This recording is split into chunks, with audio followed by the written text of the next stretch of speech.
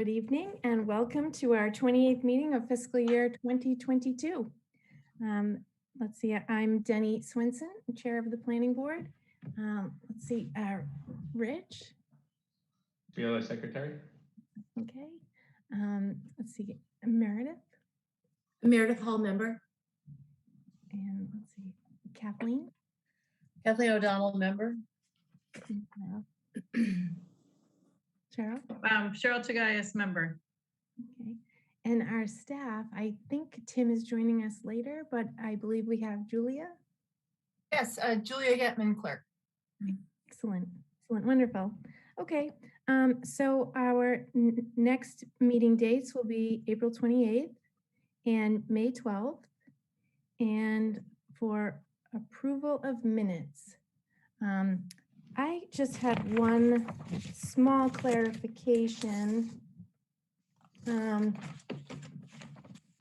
thought all the other minutes were fine without amendment, but on the March 16th, I just wanted to add a clarifying few words that during the discussion of zoning articles to be presented at the town meeting, I just added the phrase,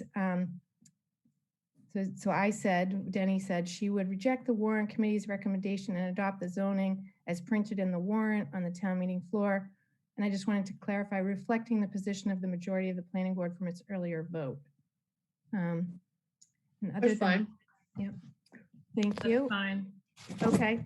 So Did you see my email today too with a few minor edits on 3 sets of minutes, everyone? I did. I They were did- fine. I did not. I can pull them up if you want to see them, I think. Yeah, if I you can wouldn't quickly mind, do it. I would like Yeah. to approve them so that. Yeah. So you Yeah. can leave with a clean slate? Is that the Yeah. story, Denny? Yeah, just give me Button one up. second to open them Thank here. you. I'm sure they're fine, Cheryl. I just like to know what I'm No, saying. no, I'm sorry, it took to get to everything. All right, let me see, go There back. was one, I'm sorry, I noticed that the March 17th minutes were dated February 8th, but I fixed that. I don't know if you All noticed right, that. that was one of them. Yeah. I think I also had something else in that, but can you see March 24th here? Yep. Yes. All right. Here, I just thought this doesn't include everything that Branch said, so I thought it best not to list these things and just say that that you read the email with his recommendations, Okay. because it's either we need to list everything or nothing, I think. Okay. That's fine. Or, yeah. And then these were just kind of typo type things, if you can see them in the middle there. Yep. And this word from renting to zoning. Okay. So that's the 24th. All right. Yeah, because we don't actually have renting bylaws. Right. So, Wait. okay, so is that Yep. good on the 24th? All right, Yep. now let me do a new share then. This is the problem with having too many things open on my screen. Give me 1 second. You make me feel better because I have so many things on my screen. I'm like, what am I doing? Yeah, Oh no, all right, I have to do a new share. Sorry about that. that's I okay. didn't mean to do it that way.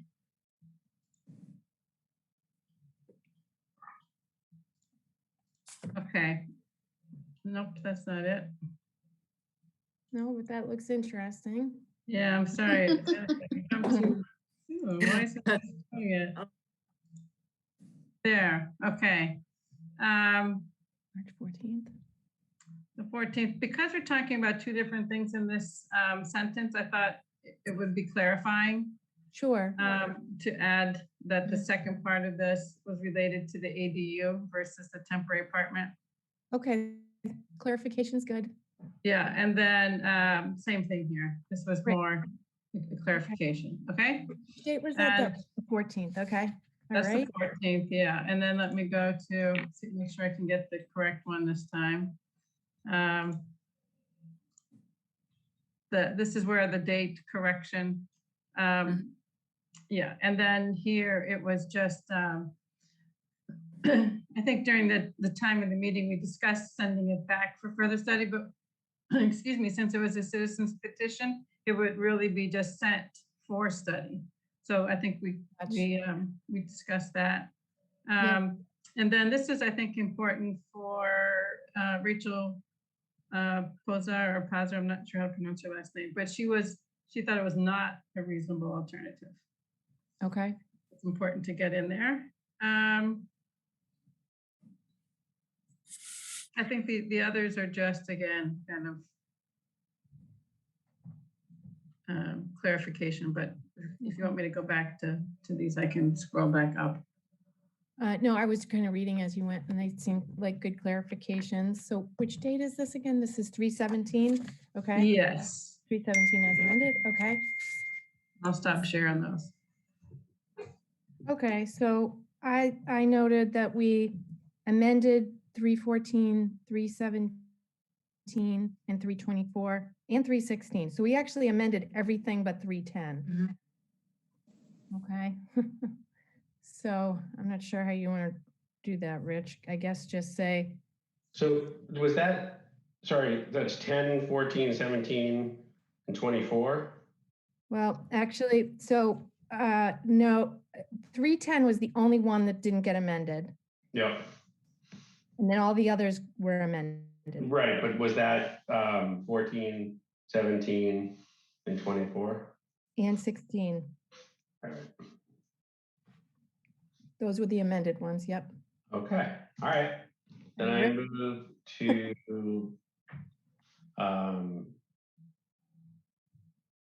Approved as okay, thank you. I'm tired, that's already.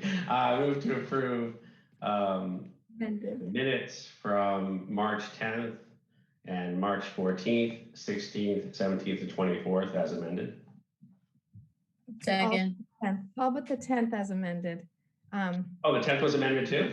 It was not Not- amended, but you included it when you just read your list, so. Oh, no, I'm sorry. I said, all right, I'll say it again. I said March 10th, Don't and do, then March 14th, 16th, 17th, and 24th as amended. oh, okay. You said it Sorry. right. There was a I comma. was trying There to was put a pause comma. in there. Comma. There was a mental comma. There was a mental comma. Sorry. Okay, so we have a motion, we have a second, all in favor, Rich Wheeler, Yes. Meredith Hall, Yes. Kathleen O'Donnell, Yes. and Charles Agaius. Yes. And Denny Swenson, yes. Okay, we did it. Okay. Staff update. Staff update. Julia, did you have a staff update or are we gonna wait for Tim? I asked Tim about that and he said he didn't really have anything that he felt he needed to share. We're moving right along. All right, do we have anyone for citizens speak? Let me check our attendees. Good evening, attendees. Do we have any citizens who would like to speak about anything not on the agenda tonight? You may raise your hand. You are welcome to speak. I guess I don't see any citizens' hands up now, so maybe we'll hear from some of you during our agenda. Turn that down. That's a little crazy. Okay, on to our next thing. Our 7:05. Oh, good. We can start our first public hearing. Okay, so we'll start with 1240 and. Excuse me, Denny, I'm just, sorry, there is a person who raised their hand. Oh, I missed it. Okay, let me go over. Okay, I'm gonna promote you. Bear with me. Promote to panelist. Dottie McPherson. I'm not allowed to talk. Let's see. I'm driving here, guys. I'm actually. Dottie, are you with us? Good day. Good evening. Ms. McPherson, how are you? I think she's muted still. Oh, okay. Let me try this. Unmute herself. You might need to unmute yourself. I'll try. Okay, here we go. Can you hear us now? Yes, yes. Good evening, board members. Awesome. This is my first time, so I may be out. I do not have an agenda in front of me to see what the program is, but I came tonight to attend the meeting so that I can support my neighbor, which is Thomas Nursery. I'm a neighbor of theirs. I'm adjacent to the property. Good. Okay. And Well, that's actually first on our agenda. So how about we keep you right here? And when we open that public hearing momentarily, we'll love to hear your comments. How all about right, that? thank you. Thank you. Thank you. Do we have anybody else in the attendees who wanted to speak during Citizen Speak? Oh, let's see. Yeah. Carol. Did Carol get promoted? Mhm. Okay. Carol Stalker, did you want to speak or maybe later? Well, I don't know. I mean, this is Citizen Speak. I just, a little bird told me this is your last planning board meeting. And so I wanted to thank you very much for 5 years is a long road to hoe with your contributions and your endless enthusiasm and tenacity. I think they're going to be shorter now, 3 years coming in. That's right. It's kind of, these 5 years terms are kind of superhuman, I think. But I think you did a fantastic job, and you deserve to be acknowledged and celebrated. And they didn't even pay you a salary, did they? They didn't pay any of you salaries. No salaries. No, there's only costs. The newer folks will never know what the 5 years is like. That's right. Rick has the last 5-year term. Oh, Rich, you're the last one, huh? Yes. Yeah. Oh, well, fortitude, that's going to be your byword. Well, thank you. Thank you very much for the kind words. That was the nicest Well, citizen. thank you, Denny. Thank you. You've been inspiring. You really have. Well, thank you. Thank you so much, Carol. Thank you. Okay. I'm gonna put you back to attendees now that I know how to drive. But thank you so much. Thank you. All right. All right then. Let's see. Okay, so we don't have any attendees with hands up, so I'm going to assume Citizen Speak is over, and I'm ready to open the public hearing for 1240 and 1244 Randolph Avenue. Please raise your hand if you're here to speak on that topic, and I can move you over. Is that Marion? I think Marion, maybe. Yeah, Marion, there we go. I'm gonna move you to panelist.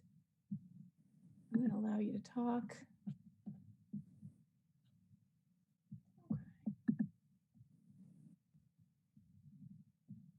Hi, Marion. Are you? Hi there. Good evening. Trying to get my, there, okay. Good evening. Good evening. Good evening.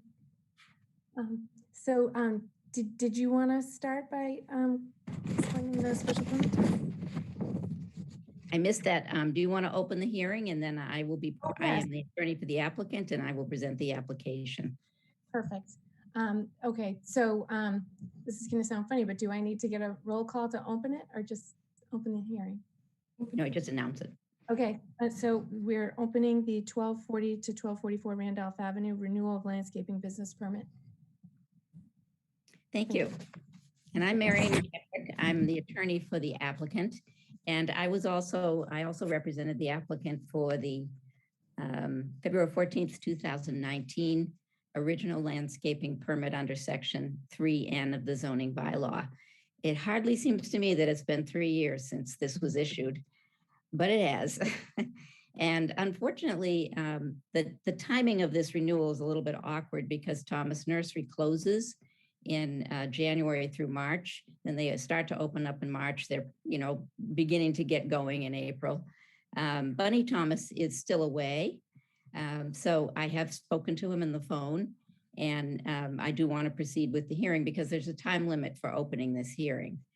So as a general introduction, I would like to say that the applicant is not changing his operation. He is not changing his site arrangement. He is not changing his vehicle use or the employees that he has working for him. So this is a renewal application with no changes. But we do have the option of asking for a longer term than 3 years. So we asked in the application if the board would consider a 5-year renewal term. So the way these applications proceed generally is that at some point, the building commissioner goes out and does a site walk, takes a look at the site. He only did that site walk this week. And the employees there are still verifying all of the identifications for the trucks and vehicles on site. So he doesn't have a report for you yet. So we can decide what you want to do about that later on in the hearing, but I don't have a report yet. I'm not aware of any other issues, but there are a number of vehicles and it takes a while to go through them. And you have to find the identification number in each one and so forth. So, and in addition to that, they've applied for their regular permit for their gas, for their oil storage tank, and they're waiting for that as well. So the fire department has to go out and look at it and say that everything's still okay. So those were mentioned in the application. I kind of hope to have them for tonight, but given the timing, building commissioner didn't want to go out there and do an inspection when no one was there yet. And he waited as long as he could. So with that said, I will just proceed to go through the application fairly quickly, but I do acknowledge that there are 2 members of the planning board who were not here when we filed this application. So I want to explain how Thomas Nursery operates, so you'll have some understanding of what's being renewed. Under the old permit that was issued in 2019, there's a section HB, and that's the section that allows renewal of the permit prior to the expiration of the permit. So you have to apply before the permit expires, and it can be renewed for up to 5 years on the following terms. Such renewal may be approved with such additional terms and conditions as may be appropriate, provided there's been substantial compliance or material compliance with all the material, if there's been substantial compliance with all the material terms of this special permit. So that's the kind of thing that the building commissioner will be looking at as far as the site, usage of the site goes. I can report to you that there have been no complaints filed by anyone during this 3-year period of operation. The site for the landscaping part of Thomas Nursery, and it is a nursery and landscaping business, is 1240 and 1244 Randolph Avenue. Those lots are both on one side. On the other side is 1237 Randolph Avenue. That's also where Bunny Thomas's house is. And that is included as part of the nursery or farm site, but it is not part of the landscaping site. The deed, current deed is to the Thomas Trust, and that conveyance took place, which I'm looking here, 2013. All of the land was conveyed from Bunny Thomas to Bunny Thomas, trustee of the Thomas Realty Trust. There are prior nursery permits, so we went through this for the previous application. This site and their prior nursery permits did qualify to apply for a landscaping permit. And that was determined as a result of the decision that you made 3 years ago. There was a prior site plan approval granted in 2002, and at that time, I think Bunny Thomas erected a greenhouse and he did some rearrangement of the site. So the way the site is arranged now is very much, it's quite similar to the way that it was rearranged in 2002. And at that time, there were some concerns and complaints from neighbors. So the rearrangement was designed to protect neighbors better, to focus traffic on the center of the site. And that's the way the site plan will show you that that site's being used today. There was a house on the site that was subject to a life estate. That house has been removed now because the owner of the life estate is now deceased. So we have at 1240 Randolph Ave, 4.5 acres. 1244 Randolph Ave is 3.79 acres. And then 1237 Randolph Ave is 0.632 acres. So altogether, it's 8.93 acres.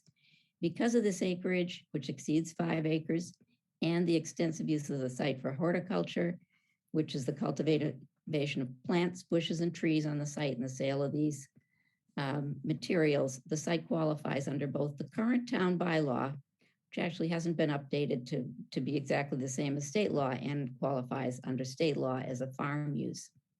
However, landscaping use requires a special permit. It's a business use. And this is the new bylaw that the town passed a few years ago, section 3N. And Thomas had to come in and apply for this permit, which it had never held before. The threshold requirements are that this landscape business has to be in substantial compliance with all the material terms of the prior permit, which was issued by you in February 2019. The definition of landscape, I'm not going to read it to you. You're probably familiar with it a little bit from other landscaping businesses that you've looked at, but it's a business concern which constructs and installs lawns, trees, and shrubs. They can lease personal property, employ employees, own vehicles and equipment. They can be authorized to sell trees, shrubs, sod, loam, mulch, and so forth, and stone dust, gravel, pavers, landscape ornaments. And they can be authorized to sell firewood if there were substantial sales of firewood, which occurred in 2012. So the base year is 2012 because of the way the zoning bylaw is written. In 2012 and today, Thomas Nursery does very little firewood sale. They're also authorized, the bylaw also allows the sale of Christmas trees and holiday materials as long as they also occurred in 2012. So Thomas Nursery does engage in that form of business. All of the plans and documents I submitted are incorporated by reference from the permit in 2019. They're the same. I did include some as appendices because I think it's necessary that you be able to refer to them. There were a few very small changes in the site. Those have continued. They had to relocate a portion. They did a survey, on the ground survey for this application, and they did find that some of their electric fence along the rear lot line was encroaching on Animal Rescue League land that's to the rear of the site. So they had to move that fence just a little bit over. They added a gate halfway back on the access drive, removed some landscaping materials on the right side in the parking lot, and they now show a location for the sale of Christmas trees, which they've been using. There's no wetland plan because there are no wetlands. The site plan.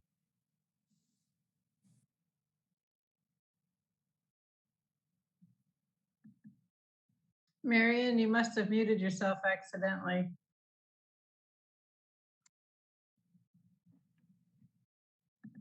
Oh, I don't know how that happened. Sorry. Did you miss a lot? No, just a I'm sure sentence. I'm sure this is very It exciting. just happened. So. You don't want to miss any of this. Cheryl was Okay. on it. Go ahead. Business activities and hours also are the same as they were proposed in 2019. And these are the hours. Thomas Nursery is open from 7 a.m. to 6 p.m. Monday through Saturday. There's no landscaping on Sunday. The sales office for nursery and landscaping is open 7 to 6 p.m. Monday through Saturday and 9 to 6 p.m. on Sunday. So there is no landscaping operation, but the sales office is open 9 to 6 p.m. Sunday. Business is completely closed from December 31st to March 1st every year. Only during the Christmas season is the office open until 9 p.m. and that's when they're selling Christmas trees. So we're requesting the same operating hours. And as far as I know, the building department at least has reported no complaints about those hours. There's no plan for new mitigation, and the prior permit allowed, well, first of all, the reorganization of this site in 2002 took care of some problems that had erupted before, which had to do with dust and noise, some traffic issues. This is a very different site from some of the other landscaping sites in town because it's right on Route 28. And as you know, Route 28 is really busy, really noisy. There's constant traffic. There's heavy truck traffic. So the ambient noise here is high, and noise mitigation really isn't the main issue at Thomas's Nursery. What we've tried to do, what they've done with their site plan is to direct traffic into the center of the site so it's not close to their neighbors. They have screening on each side of the site. The fencing on the site is not at the required distance that the bylaw requires, but it was allowed to remain where it is because there were no complaints about it. So it's still where it was originally located. No street improvements or sign changes were proposed. And as far as I know, there are no changes in the vehicles, but we are verifying that. And if there is any change, I will come back to you with that information. We can decide how to do that. They don't do snow and ice removal because the applicant isn't here during most of that time. They do store fertilizer, but only in packages. And they do store fuel oil. I mentioned that they have to get a permit from the fire department on a regular basis, and we're waiting for that inspection and permit. I will get it to you as soon as we receive it. The same number of employees are working in the business. And trucks are parked, and employees park and visitors park in the same places as they were required to since 2019. They do, of course, have waste removal services, and the trucks generally come between 10 and 3 p.m. on weekdays. We didn't necessarily set hours, and the reason for that is that this is Route 28, and if there's a slightly better time for the trucks to come and get in and out, they should have some flexibility with that. We all know that, you know, during the rush hour in the afternoon, for example, it's really congested up at this end of Route 28. So certainly waste removal, you would want to have it occur before 3 p.m. and that's what's been happening. And it doesn't start early in the morning.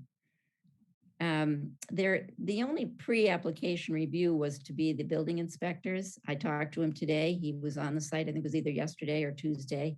And as I said, the only issue was that they were still getting confirmation of the identifications of the trucks that are associated with the landscaping business. I've explained to you generally what's unique about this site.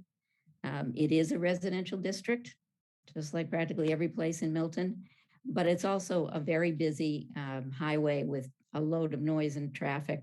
So in some ways, it's a site that can sustain more activity from trucks and has operated pretty well for many years. There is land in the back that's restricted to the protection of animals.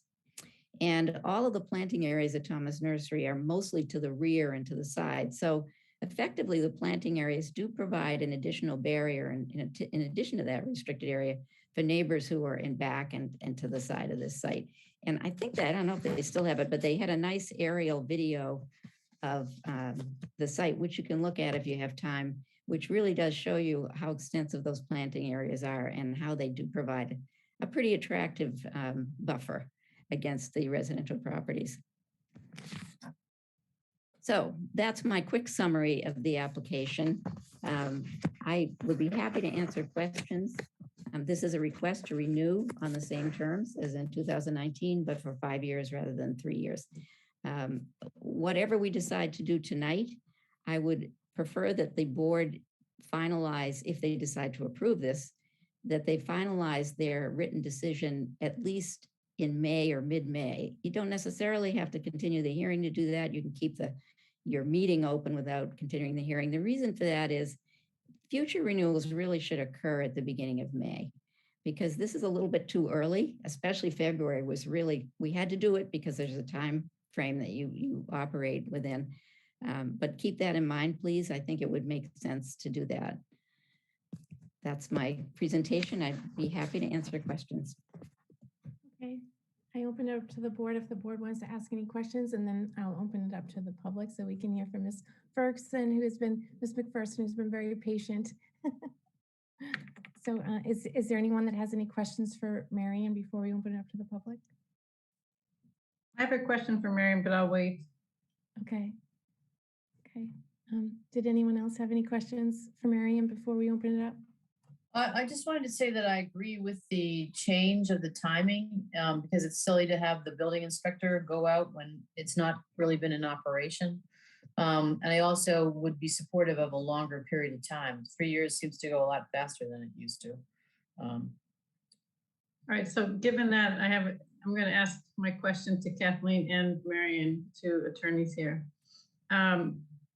With the hearing opened on now under the current constitution of the board as a special permit, does this require a supermajority vote of those who are here for the actual beginning of the hearing? In other words, do we need to conclude the public hearing at tonight's meeting? Well, I can tell you that that's been a concern of mine, and I had hoped very much that we'd complete everything tonight. If you wanted to, it's really a problem. You know, we need 4 members. I mean, Right, that was really my combined. understanding. So there are Yeah. ways that you could do it, and one is that you could have a condition that the building inspector's recommendation has to be provided. If it didn't provide his positive recommendation, then the permit wouldn't go forward. You can also, if you want to have a condition about the fuel inspection, fuel tank inspection. I think you should discuss that, but I think you should pay attention to that problem. Thank you. Thanks. I have one comment, if you don't mind, or it's maybe a comment / question. It's been a while, but when we were looking at Thayer, I thought theirs was 3 and we upped it to 5 because we could. So I believe I'm correct in that. And so I think I would advocate for that as well here. I would agree with that. I think we want to help small businesses and we want to make it easier for them to function, and having longer term commitments is helpful for these small businesses to succeed. So I think that's a good idea. Yeah, I'm just going to comment, you know, having been on the board for the original application here, as well as Thayer, the reason that I think both of those were at 3 years to start with is to allow time for correction if there were problems. And so having no problems reported here, it makes total sense to renew at a 5-year term. Great. Great. And I would completely agree. And I actually did just check in with the Animal Rescue League, and they are absolutely fine. They said, I did know about the history of some encroachment, which goes back 20 years ago. It was a while ago, but they are very pleased. They have absolutely no complaints, no concerns. They walk the site periodically, and everything's been very well respected as far as encroachment. There's been no encroachment since. So I would be in favor of a 5-year. It's a wonderful business. We're lucky to have them in Milton. So. Okay. Well, if it's okay with the board, I'd like to open it to the public unless you have any further comments. Okay. Ms. McPherson, you get the award for patience. So thank you for sticking with us. We're looking forward to hearing your comments or questions. Oh, you need to unmute. Do I need to unmute you? I need to unmute you. Okay. I'm much better. All right. Good evening again, everyone. My family and I had gotten a notice about the hearing this evening, and I thought I wanted to attend the meeting because I wanted to attest to my neighbor, Thomas Nursery, Bunny and Linda. They are just absolutely fabulous. I think I have the best neighbor in the whole wide world, really. My testimony is not going to be a long one. Like I said, I just wanted to be here attend the meeting so that I could, attest to my neighbors and how great they are. I have no need of anything. If there's no issues. And like I said, I am one of the luckiest women in the world because I love gardening. I grew up in England, so it's like right in my backyard. I do appreciate it, and I appreciate my neighbors. And like I said, I have no issues. Well, thank you for telling us that. It's really good to know. Can I get your address, please, Ms. McPherson? Of course, 1220 Randolph Avenue. 1220, you said? Yes. Okay, thank you. Okay. All right. Well, thank you so much. And it's nice to see that the board is small business friendly. I was a former business owner, and it's really nice to see the board being so friendly to small business. Well, thank you. Thank you. Yeah, we need to take care of our little businesses in town because they do so much for us. Yes. So, and I'm happy to hear it's working in simpatico with the neighborhood. That's what you want to know. So thank you. And thank you for your feedback. It really helps us. Thank you. Thank you for coming. Okay. All right. So I guess we could think about, I should ask if there's anybody else from the public who wants to comment. Please raise your hand.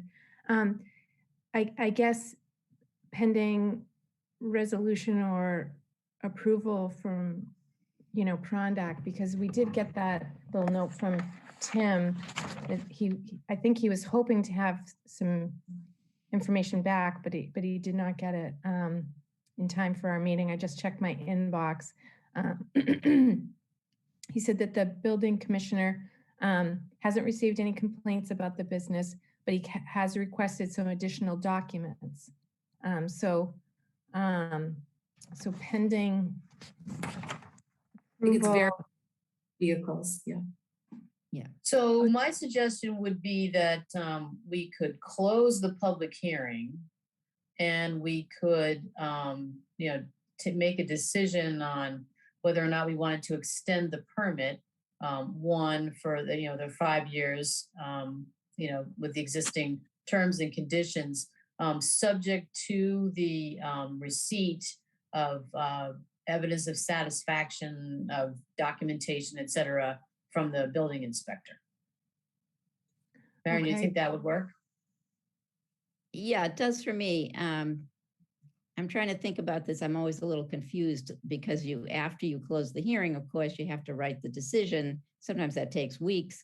So what's the date of the decision going to be? Because what I'm looking for is a date for the decision that will give them a full through the next May, whether it's 3 years or 5 years. You see what I'm saying? So Yeah. you can close the public hearing, you can take a vote, but I think the other condition would be a satisfactory written decision to all the board members. You usually discuss that at a future meeting. Right. Would that be, is that usual? Yeah, so as long as the date on the decision can be that date when you. Well, we have it. I mean, we have already announced that Denny announced the start of this, or it's on our agenda that, our next two meetings are April and then May 12th. May 12th, and Denny announced that at the beginning of our meeting. So is May 12th a date that works for you getting enough more time? No, no, I don't believe that any more time than that is required.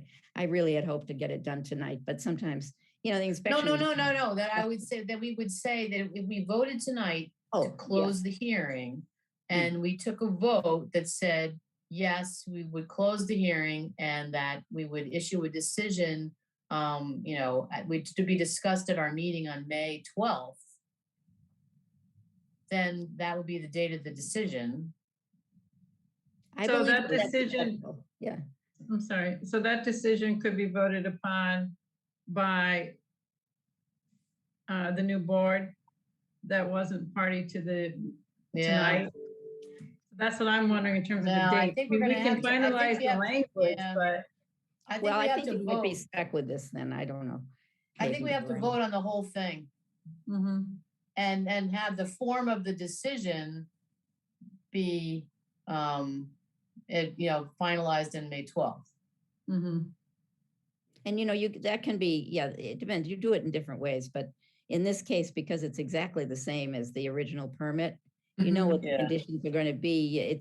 Right. You don't list all the conditions all over again. You reference the original permit. We're just renewing the original permit. Yeah. It could be a recommendation of your planning director to the board and that you'd have a text at that time. I guess you're right. You have to take the vote while you have the board members. This is probably the best we can do, but this is better than February. The other permit expired in February. So we went as late as we could here.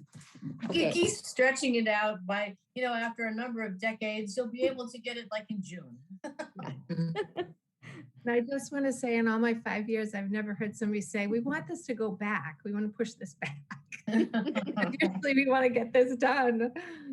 Sometimes people want to put things back for good reason. I don't think I fully appreciated that. That was getting lost a little at the end. So that you were saying you didn't want to vote tonight. You wanted to vote. Well, I did at first, but now I recognize that you have to take a vote while you still have the board members that are with you tonight, because if you don't, the others, new members will not have been at the hearing.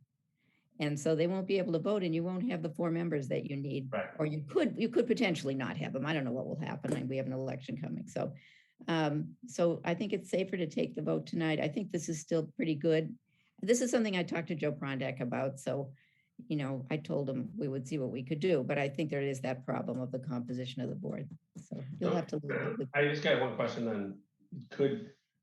Can we only vote on 3 or 5 years, or can we vote 5 years with a specific renewal date, which would help you in the future?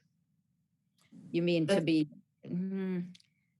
well, I Yeah. don't, yeah, I don't well, think it has so. to be 5 years from the date of issuance and no more Yeah. because that's how the bylaw is written. Okay, Yeah, and that's what is in the original permit. Yep, yes. okay, that's all correct. right. I tried. Yeah, I know, it's a No, good it's good. thought. Okay, I'm just gonna ask the Good thought. public, does anybody have any further comment from the public so we can close the public hearing? Please raise your hand if you have any comment from the public. Okay, I'm seeing none. I will entertain a motion to close the public hearing. So moved. So, second, Okay, all in favor, Rich, Yes. Meredith, Yes.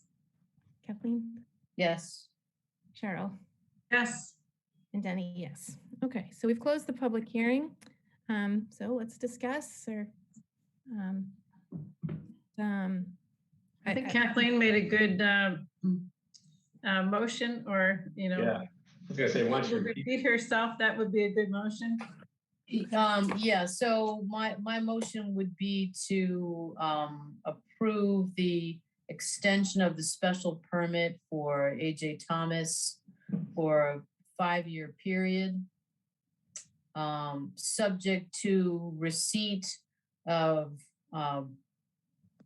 confirmation of compliance from the building commissioner And on the And- same terms and conditions, on the Kathleen? same terms and conditions, and to authorize the director of planning and director of development to execute the decision on behalf of the board. And we should also add to a sign off by the fire department. It Yeah, was just- building for the and fuel. fire.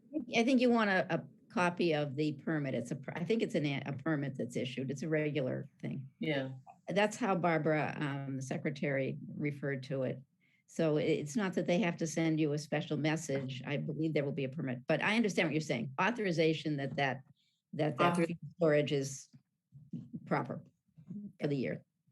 Do we have a second? I'll second. Okay, so now we can discuss, does that include the vehicle issue? that's the fire department and the building, yeah, the building inspector. Yeah, I think. building inspector. And that Well, will cover us Commissioner. for the fuel tank as well. Okay, I'm just checking. That covers us for the fuel tank as well. You should That's the specifically. fire department, I think. It's a fuel tank permit. Okay, You will want to have evidence of the fuel tank permit that's required. so we're adding that to the motion. Do we need to second that because we just added something to the motion, Kathleen? No, I think we should, yeah, we should add that to the motion and have a vote to add it to the motion. Okay, so that's your motion. Does anybody want to second Kathleen's motion of adding that part of the motion? Second. Okay, all in favor, Rich, yes. Meredith, Yes. Kathleen, Yes. Cheryl, Yes. Denny, yes. Okay, so do we need to discuss any more or are we ready to do a roll call? We need another roll call vote for the entire motion. Okay. Okay, let's see, all in favor of the entire motion, Rich Beeler, Yes. Meredith Hall, Yes. Kathleen O'Donnell, Yes. Carol Tagayas. Yes. Denny Swenson, yes. All right, do we have any closing thoughts, Marion? Are we in good order? I just want to say thank you very much. This is probably the quickest hearing I've ever done with the planning board and I appreciate it. Thank you. Well deserved. Well served, I'm glad to hear it. Okay, Okay, Thank thank you. you. have a Okay. good night. Yes, you too. Okay, let's see. I'm just gonna move Marion and I'm gonna find, gonna find Ned. Mr. Corcoran.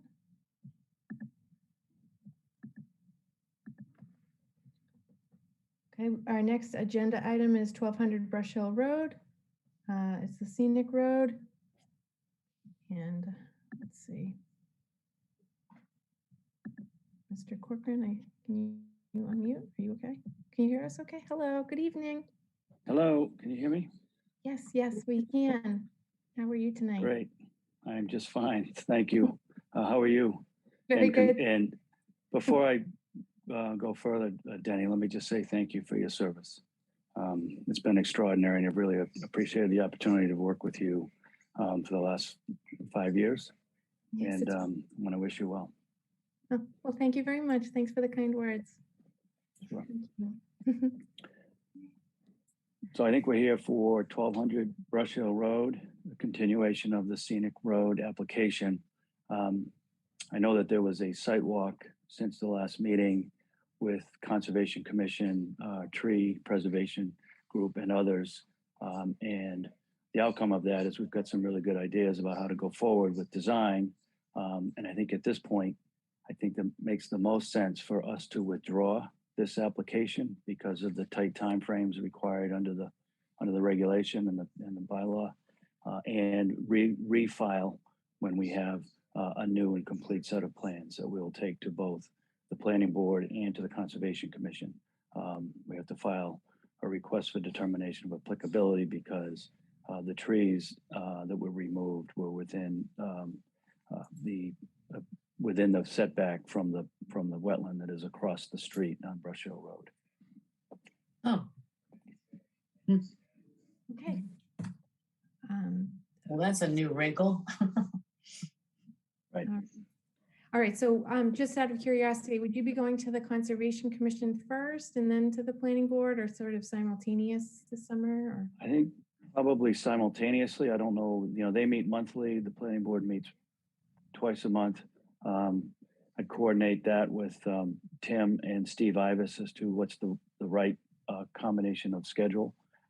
But I know that we do have to go to the Conservation Commission with respect to the tree removal issue, and we have to come back to you, to the planning board, with plans for tree removal and a replication and wall replacement. Okay, well, thank you for that update. So my sense is the best way to do it is to withdraw, but unless Kathleen, you think that it'd be more appropriate just to continue it out for a period of time to, a date in May when we can report back at least on where we are headed. I think you should I'm happy to do withdraw it it that way as because well. our bylaw is a really tight time limit, 21 days, and then it's deemed granted. We ran into that the last time, and so I think it makes sense to withdraw it and then just come back. Okay, that's what we'll do. Unless somebody So- else has another thought, and Meredith or Jenny or Rich, but I think that makes sense too, and we don't have that deadline to worry about. That's right. I think it makes sense too, because you have the configuration of the board changing, and you also have the Conservation Commission schedule to kind of do. So, and it's a little bit complicated, so it's going to take a little bit of work it through. So I think it will. So I'm happy to formally withdraw now orally, if that's appropriate, or if I need to sign something, I'll stop by at the planning department and sign an official withdrawal document, so that becomes part of the file. That sounds good. Great. Does the board want to discuss it, or should we just accept it? I think that's great.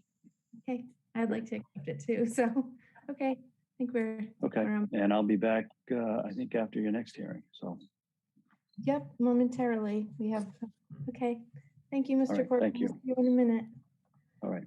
Okay, so we are accepting the withdrawal of the scenic road application for 1200 Brush Hill Road, which will come back again when he has further plans. Okay, we can open the Walcott Woods special permit amendment. Let me find our guest. Steve Gallagher, I believe, is our guest for this one.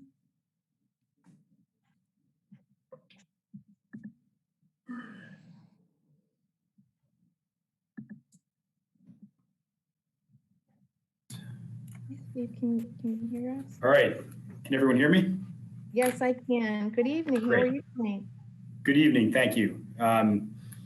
So yeah, for the record, this is Steve Gallagher, Development Manager of Northland Residential, and I'm here to discuss some design modifications for the Walcott Woods special permit. And I want to say, first of all, that I know that a number of the members of the board and people in town have spent a lot of time on this project, both during the initial permitting process and more recently. So first of all, I just want to thank you for that time, and I want to recognize that I know there's been a lot of back and forth. I would like to think that these changes have improved the project for the neighbors, for the residents, and for the whole town, but I recognize the amount of work that's gone into that. So with that in mind, I'll try to present succinctly what I think are some straightforward and hopefully uncontroversial design updates to the site plan. So I did submit a slide deck. I don't know if we can get that up on the screen. Is that possible? Let's see. I sent that to Tim, Allison, and I believe Julia as well. Okay. Julia, I'm not sure if you were able to help.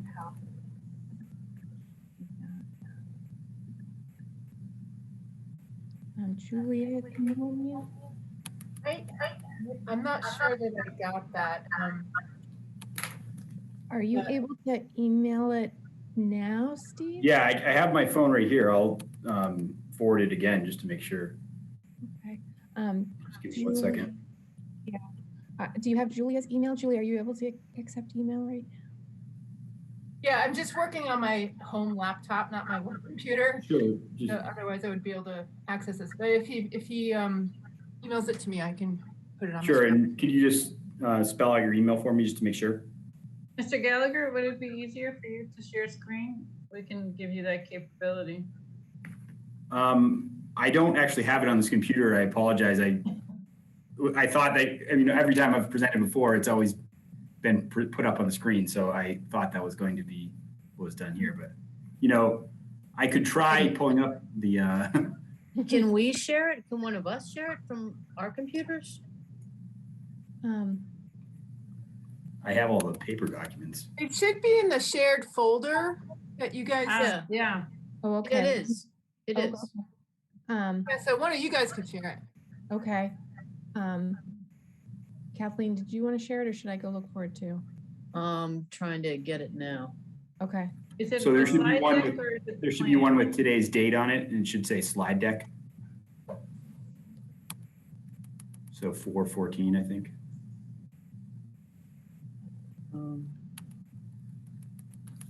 Yeah. Okay, perfect. I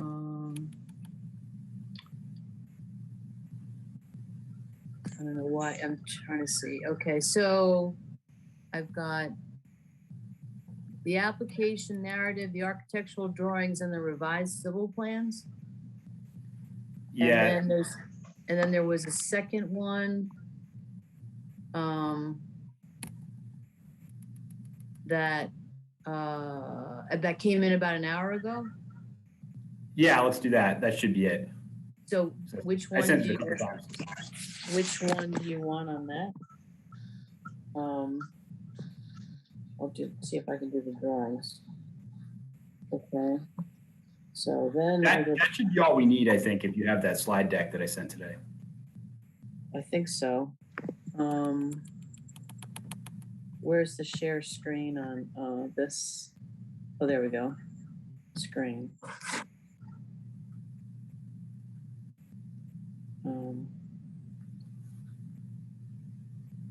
Well, that was weird. That was share content, share screen. Where do they have that capability on this? Sorry, stop the video.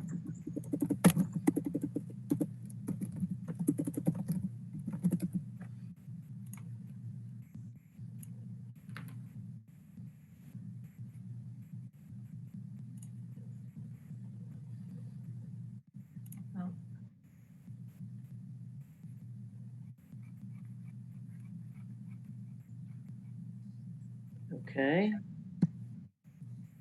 That didn't seem to work.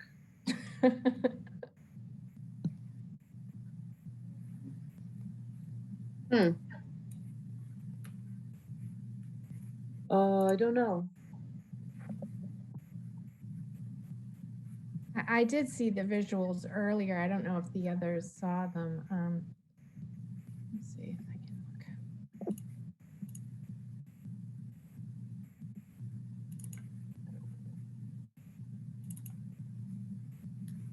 Ah.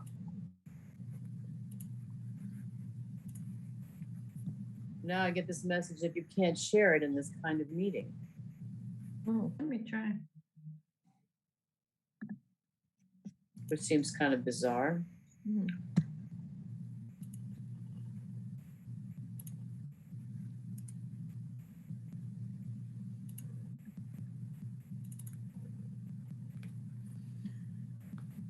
So I do Sorry. have the original one, which I just downloaded from your website, but I was hoping that we'd use the slide deck for the presentation that I sent today, but. As I said, for some reason, I guess when I'm sharing content, I mean, if I try to do it OneCloud, whatever, that wasn't working. So I'm trying something. I keep getting this broadcast thing, which isn't what I want.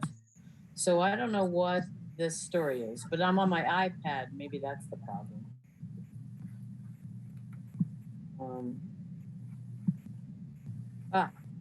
Did you see something now?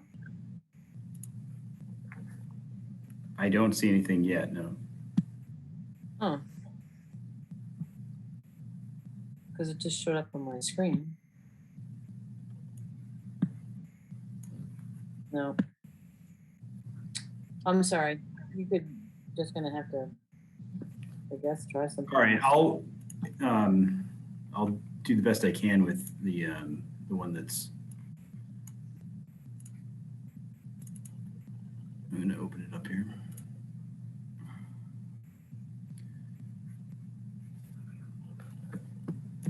So am I able to share my screen? If I do that, we can go from there, I guess.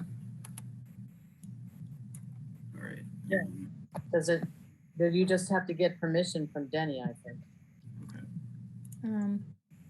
Okay. It says change role of attendee. Should I do that?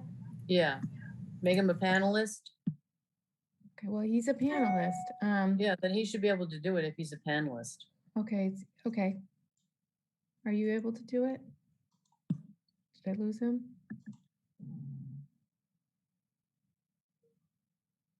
Did I lose him?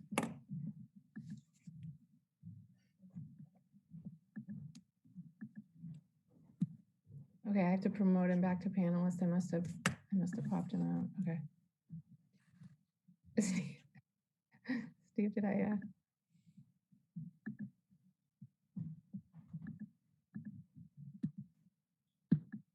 It's not letting me unmute him. He's a panelist again, but he's oh, there he is.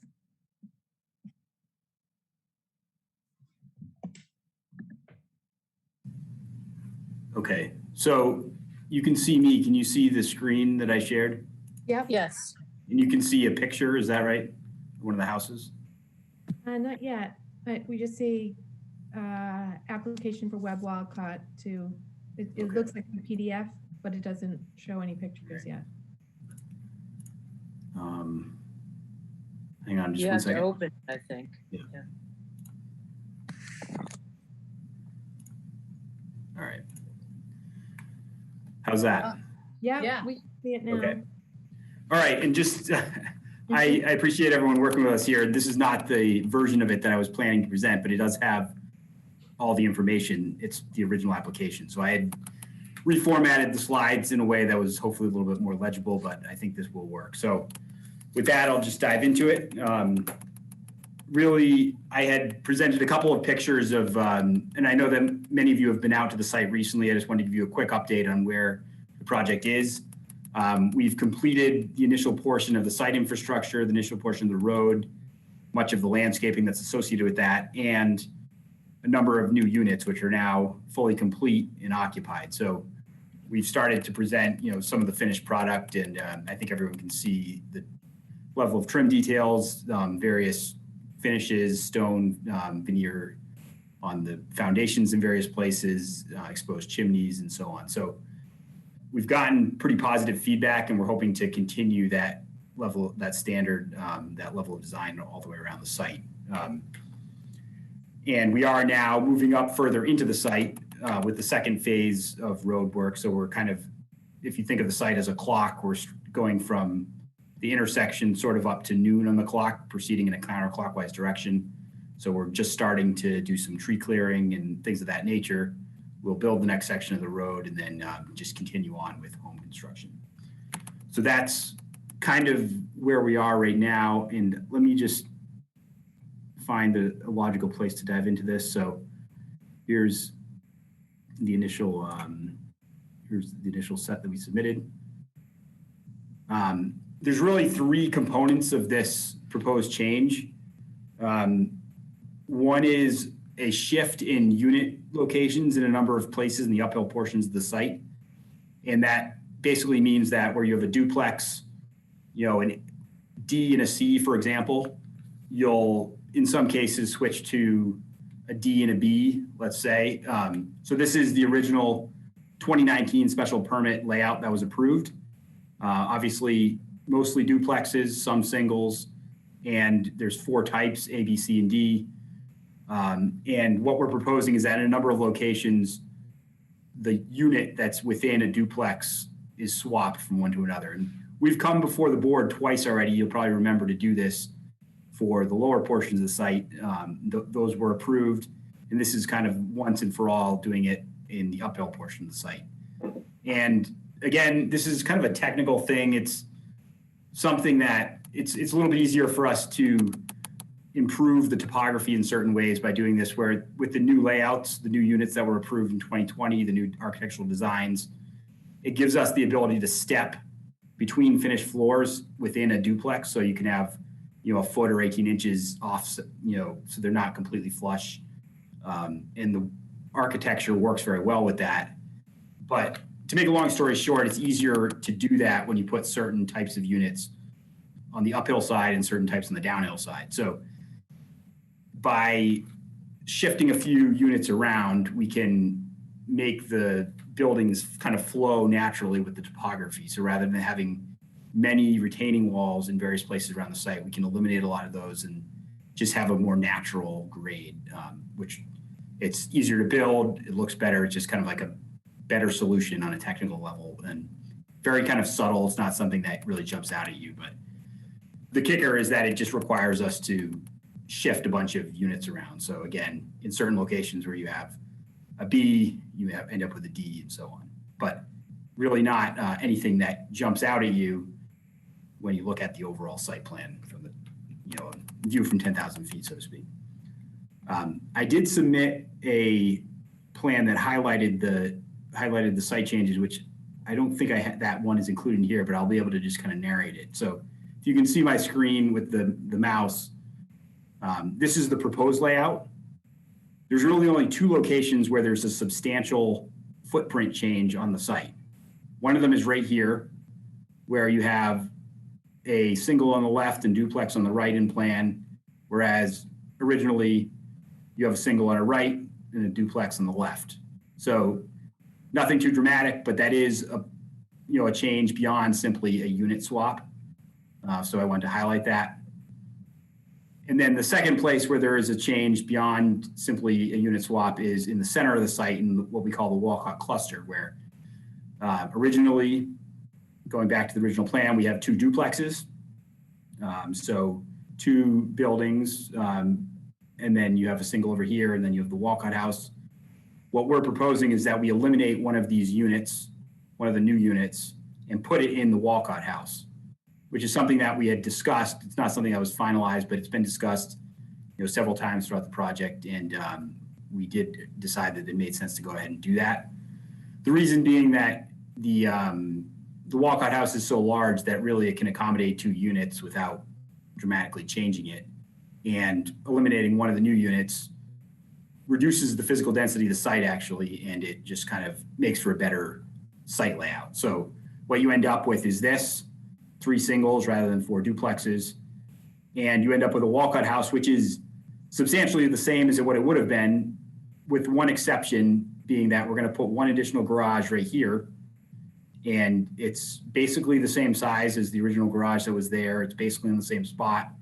And there'll be a little bit of a connector that will mimic the sunroom on the other side of the wall-cut house. And I don't know if you received from Tim this morning, but the Historical Commission has reviewed these documents several times the last couple of meetings. I've had a number of conversations with Steve O'Donnell, and he did send an email confirming in writing that they had reviewed it and that they were supportive of this change. So it's not something that, you know, is going to impact the aesthetics of the wall-cut house at all. It's going to be done very sympathetically, and it's going to kind of fit right in.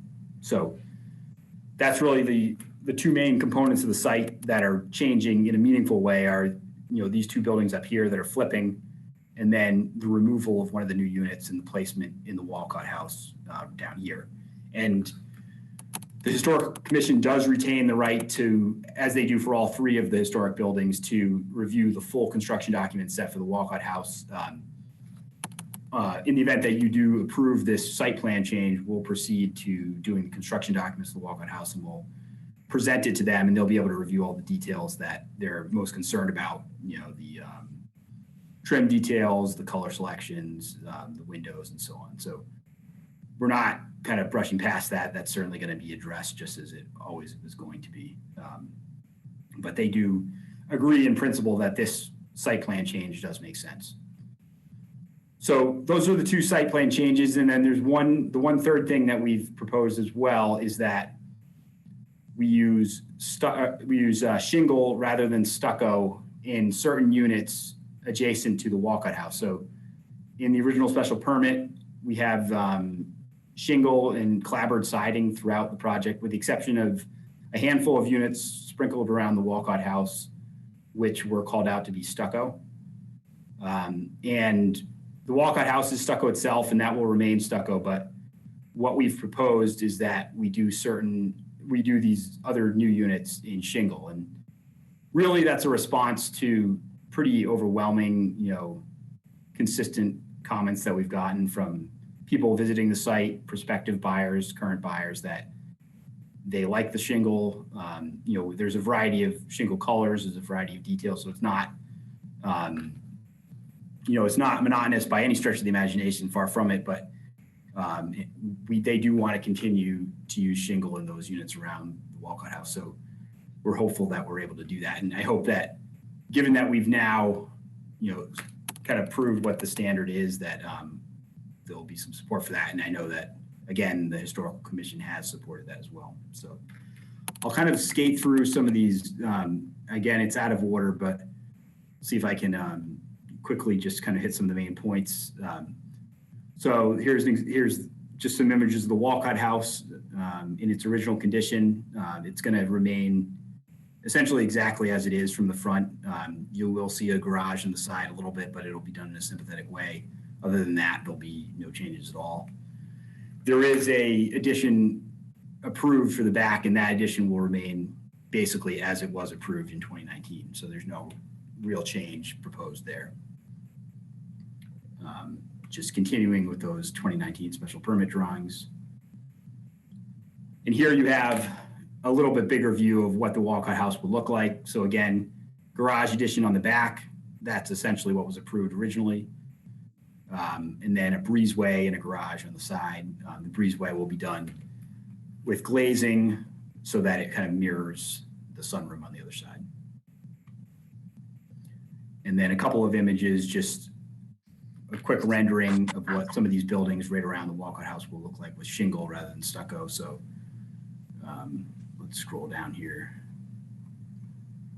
So here is an example of one of the duplexes, which is done in stucco, and then the same thing rendered in shingle. Obviously not dramatically different, but you know, it'll have shingle siding, obviously. And there will be, you know, we'll pick a set of complementary colors, just as we're doing elsewhere in the site. So they're not all going to be the same, but they'll be, they would be shingled. And then the one other, so that's the duplex, then the single type, which also is in several locations around the Walcott House. This is the A unit done in stucco, and then this is the A unit done in shingle. So again, there'll be some variety, but that's the idea there, that it would be done in shingle rather than stucco. So I apologize for the kind of jumbled presentation. I wish we had the original or the presentation deck, but I mean, what we presented in our application does have all the information in it. So I hope that gives you what you need, and I'd be happy to answer any questions based on that. Thank you. We did receive that memo from the Historic Commission. I saw it anyway, so thank you. Okay. Great. I open it up to the board. Would the board like to ask any questions? Share any comments? I just wanted to thank Steve and Northland for coming up with this. This is it just, the fact that you're willing to make changes and improvements along the way. I think you've done a great job, and it goes back to, I remember when Cheryl was talking about trying to fit into the site as naturally as possible without having to do a lot of cutting and retaining walls. This is really wonderful, and the shingle is beautiful. So I'm happy to see that. And I did actually speak to a resident who's currently living there, and just want to share with you how wonderful her experience is and how much she enjoys living there, and the many new wonderful people moving into Milton, and it's all really good. But a very pleased resident currently living there. So good job. Well, that's great to hear. I thank you. Thank you. And I did have the opportunity to walk through one of the houses, and I just thought it was just beautiful and wonderfully refurbished. It was the one when you first come in, the historic one where the ball player played. The ball player used to play. Yeah. But the way that the history was honored, while it was completely renovated, I mean, completely done over, but it was still honoring all the historic details and structure. It was just beautiful. So, I like Meredith, I do love to see improvements, and these are clearly improvements, and I'm happy the Historic Commission is happy. So, I'm happy to hear from my fellow planning board members, but I'm very pleased. Go ahead, Kathleen. Oh, I like it. I mean, I've approved all the design changes that have been made. I wasn't involved in the original application, but I have thought all along that the architectural changes that have been made to this project over my time on the board have improved the project immensely. I also noticed that there was the thought that the Walcott House would probably be better to be divided into two, because otherwise it's just hugely bigger than all the other units, which means that it also has like a bigger condo fee and bigger percentage interest in the condo. So it sort of made sense to me from a real estate perspective that the units, that you would put two units in that house so that they are sort of more in line with the square footage and percentage interest of all the other unit owners. You hate to see somebody holding a big chunk by themselves. Yeah. So yeah, it does make sense. It does make sense just to kind of get it in line with everything. Yeah, yeah. And as I said, I think it's harder to sell in that neighborhood, something that's that much bigger. And you'd like to see them occupied, So I think it's a good design decision, and I support that. Great. Thank you. That's a segue into my comment, which is you have the Walcott House at a larger size, and switching from the duplex or the 2-unit buildings to the single family will allow the Walcott to be the prominent massing wise. So it will be the prominent building surrounded by smaller structures, which I think architecturally will allow it to be more prominent, which I think is a good thing. And it will look like the others are subordinate, more like you might find in a complex of historic structures on a site. So I think that is a good move. And I don't have any problems with moving to shingles from stucco. So, and I too, like the others have said, I did have an expectation that things would continue to evolve as you worked there, because it's, it's a site that has a lot of topographic and other kinds of unique character. So as you move around, it becomes, I think, a little bit more evident when you're starting to take trees down and you're putting your roadways in and so forth. So I do appreciate that your willingness to come back into us and not see it as an impediment to moving forward and making progress. So I would hope that you'll continue to do that if you see ways to improve the project. So thank you. Well, I appreciate you. I appreciate your flexibility. Yeah, it's great. Okay, Rich, did you have any comments or questions? No questions. No, nothing additional. I think I'm in agreement with everyone else. So Okay. Go there. Okay. All right. So, are you? I guess is there a request for us to approve the special permit amendment?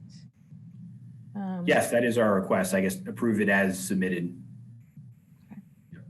Okay. Do we want to discuss it, or do we want to? I'll entertain a motion, whatever anybody wants. So, I would move, yeah, go ahead, Cheryl. I'm sorry, I'm just gonna say, do we need to close the public hearing first? Yep. Sure. Actually, I should ask If there's any comment. Yeah. Yeah. Please raise your hand from the public if you have any comment on the Walcott Woods special permit amendment. We're welcome to participate in this discussion. Okay, I do not see any hands. Okay. All right, Kathleen, I think we're ready if you are.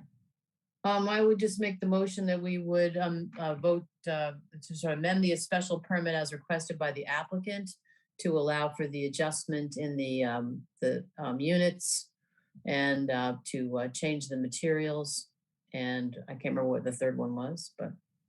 Did we close public hearing? Oh, yeah, we have to close the public hearing Okay, first. we have to close the public hearing. Okay, so someone moved to close the public hearing. So moved. Okay. Okay, we have a second. Are we all in favor? Rich Beeler, Yes. Meredith Hall, Kathleen O'Donnell. Yes, sorry, I was Yes. muted. Okay, that's okay. Kathleen O'Donnell, Yes. Cheryl Tagayas, Yes. Jenny Swenson, yes. Okay, now I'll entertain a motion. So I would move that we would grant the special permit amendments to the special permit as outlined in the application filed by the developer to allow for the division of the Walcott Woods, the Walcott house into 2 units, to change the unit configurations of the other 2 units, of the other units as outlined in the application, and to allow for changes in the exterior finishes from stucco to shingle. Excellent. Okay, do we have a second? Second. Okay, all in favor? Rich Beeler, Yes. Meredith Hall, Yes, Kathleen O'Donnell, Yes. Cheryl Tagayas, Yes. Jenny Swenson, yes. Okay, well, thank you, Steve. Thank you, Mr. Gallagher. Thank you, and thanks to everyone, and especially to Denny, obviously, since it's your last day. We appreciate all the time you've put into this. Thanks a lot. Well, thank you. It's been a long 5 years, and I think I've spent most of it working on your project. So I know. glad it's coming out well. Okay, well, thank you. Have a Okay. nice night. Take care. Okay, you too. And we're welcoming Mr. Corcoran back for the new business, 34 Milton Hill Road preliminary subdivision. Good evening again. And if I could ask to promote Jim DeSell and ask that Jim be given the ability to share screen. should probably promote Josh Wild as well, since it's his application. Okay. All right then, thank you.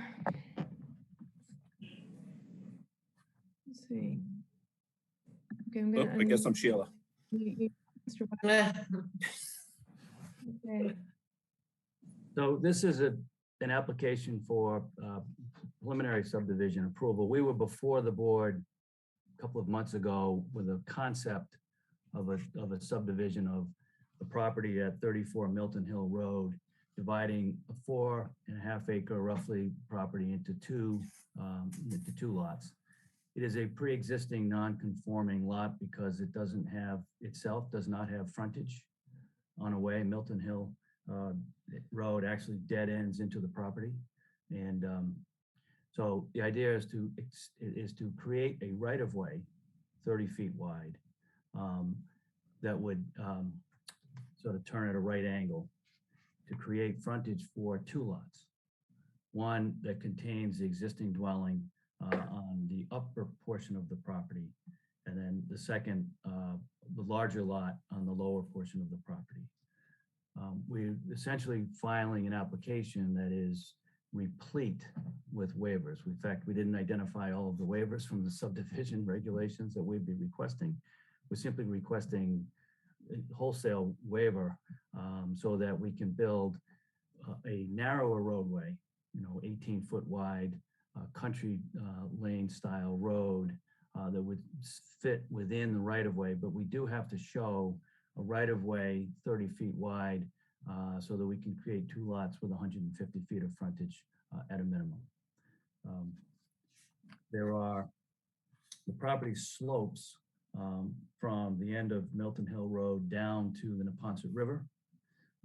It is relatively flat for the first probably half of the property, and it slopes down fairly dramatically.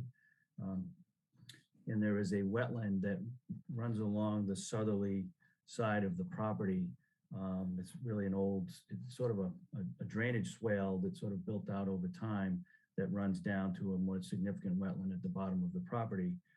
And the driveway would actually be built right along the edge of that, the 25-foot setback from that property. We know that we need significant approval from the Conservation Commission for any work that would be done.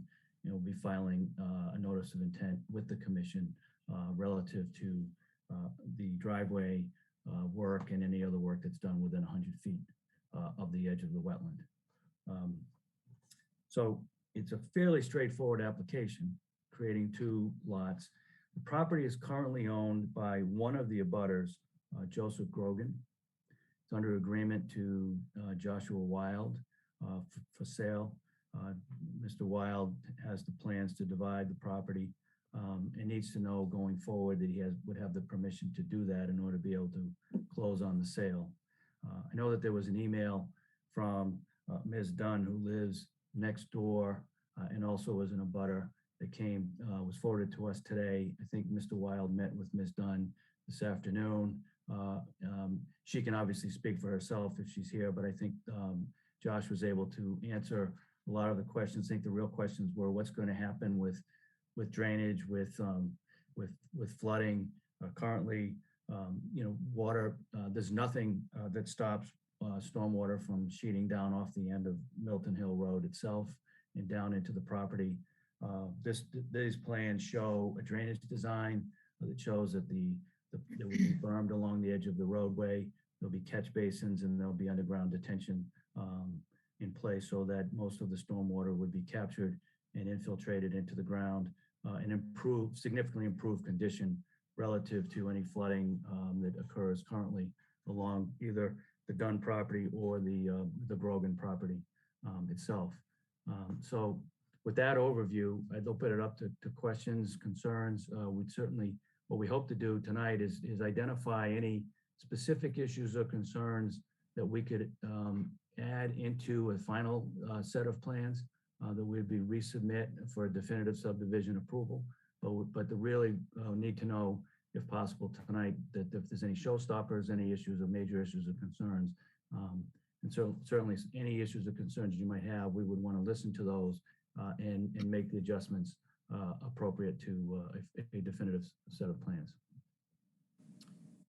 So with that, I'll pause and then we're happy to answer any questions. Okay, I see Cheryl has her hand up. Cheryl? Yes, Jim DeSalle, do you have the plans that you can screen share? Sure. And can you go to the site grading plan? My favorite plan of every set. Remember, this is a preliminary. I know, that's why I'm gonna ask you for something before you come back. Okay, go ahead. If you can zoom in to the area where the roadway will be. Sure. Okay, so, and can you just like slide it so that we see a little bit more to the right than Yep, what we hold on see one right now? Sorry. Mhm.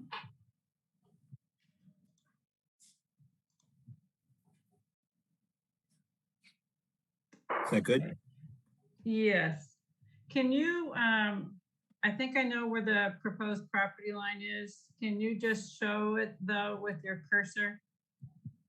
The proposed property line for lot 1 would be, Go ahead. Mhm. sorry, this is the actual property line would be here, there, up here, across here, and around to this point right here. This point of the road actually physically touches that lot line. And then for lot This area 2? in here is an easement on the Dunn property for access and utilities. And then the other lot would go from here across here and all the way down to the river. The length of that perpendicular is 150 feet. This is giving us the 150 feet of frontage, correct? And then is that light gray toned area between the two lines on the bottom side of the road a retaining wall? Right here? Yes. Yes. All right, so if you take your cursor and you slide it down to, let's like right around there. Okay. I'm seeing that there's like a 5-foot grade difference between existing grade and top of wall, or at least to the grade of the roadway there. Okay, right here, yeah. Yeah. And then it's like going towards the left, it's at least 3 feet. I think it's kind of at least 3 feet for the majority length of this wall. So Correct. then I looked at the town's GIS and saw that the Dunn property slopes down towards this wetland and towards this property line. So maybe on the next, well, there's 2 things. I wanted to ask you about how this wall is going to impact that stormwater that might come from the surface of the Dunn property when it hits that wall. And then with that being a wall in a change of grade of 3 to 5 feet, does that wall have to have a guardrail on it? We may need a guardrail across the top. Like I said, we did this very quickly because we wanted to get an idea of if this was amenable to the board. What happens here is there's a swale that comes down here and goes, it's actually, you can physically see it looks like someone took a hoe and dug a trench so that the water comes right down here. And then you can see where the botanist did both sides of it here. So there's a little trench. So what's happening is you're getting water coming this way, but then the land creeps back up this way. So I guess, I asked JD to talk to Mrs. Dunn to see if we could do a little more topo into her yard so we could get a better grasp of what's going on with her, because she says what I believe is happening, if I can just scroll up here. What's happening is there's a lot of water coming down here, and I believe it just pours in over here and will flood this back part of her yard. So I think there's a low spot in here that eventually bleeds out and goes this way, but I don't have we didn't encroach into her yard when we did the original survey. And it would be nice if we could get a little more information here, and that way we could really determine what's going on.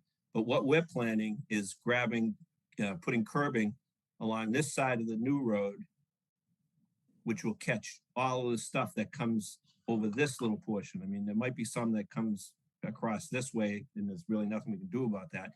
But we're gonna take all of this, put it into a catch basin, and then put it into an underground infiltration system with an overflow that will eventually go out down here. So it'll be well beyond her. So this should take some of the, it won't have any of the runoff that we're going to be putting in, but it should take away some of the existing runoff. So it should actually make it better. Okay, so I guess it would be helpful.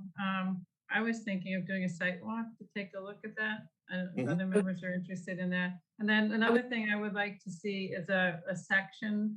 So if you drew a line, well, you've heard me at other board member or at other board meetings ask for these kinds of sections. So I don't think it'll be, if you took one, no, running like the top to bottom sort of at an angle through that driveway approximately. Now go up, take your line up. So the new driveway, where it's 82, 83, 84 is, so like if, I wish I had drawing tool. I don't like a center line.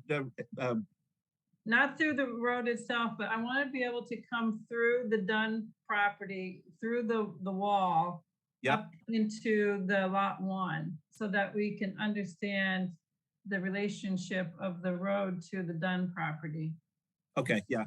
I think I understand what you're saying. You're trying to, and that's why I wanted a topo more over in this area here. So I'm not sure. I haven't talked to JD to see what she said, but if we got more information in here, that would, I think it would clear up what you're concerned about. Yeah. And then I'll look into seeing if we can soften this a little bit. Well, beyond, we have these kind of retaining walls and guardrails that were approved for the Wolcott Woods project several years ago. And, we asked for that to be a stone-faced wall in some cases. In some cases, it was, those wouldn't meet the structural requirements that you would have for a roadway. But, we would want to know what kind of material that you're proposing to use for that retaining wall, I think, because it's going to be visible from the Dunn property, or on the Dunn property in the easement, of a 3 to 5 foot height on that side. So it would be helpful to see. Okay, not a problem.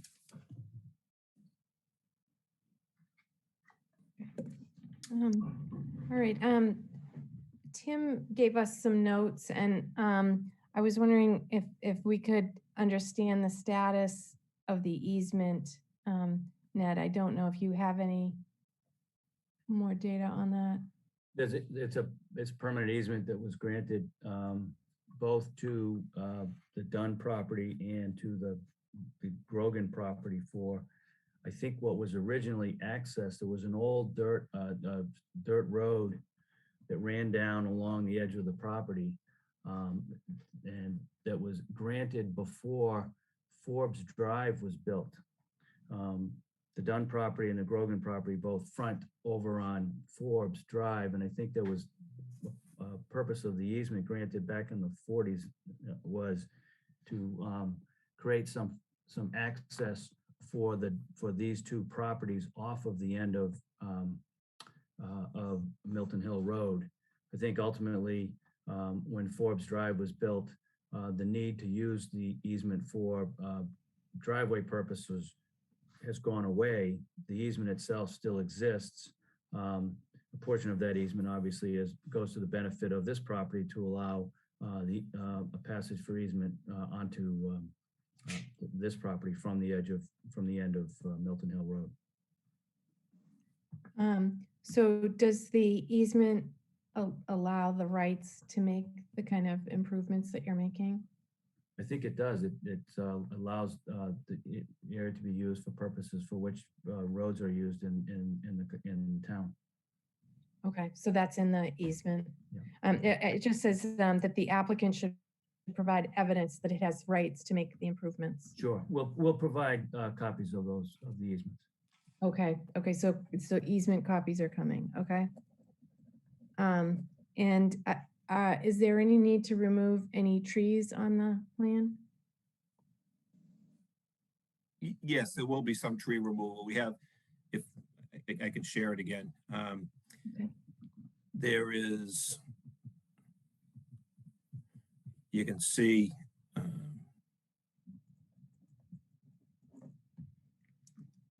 these trees in here, there's a row of trees here. Yeah, you're not sharing at the minute, Jim. Oh, I'm not sharing it, sorry. That's okay.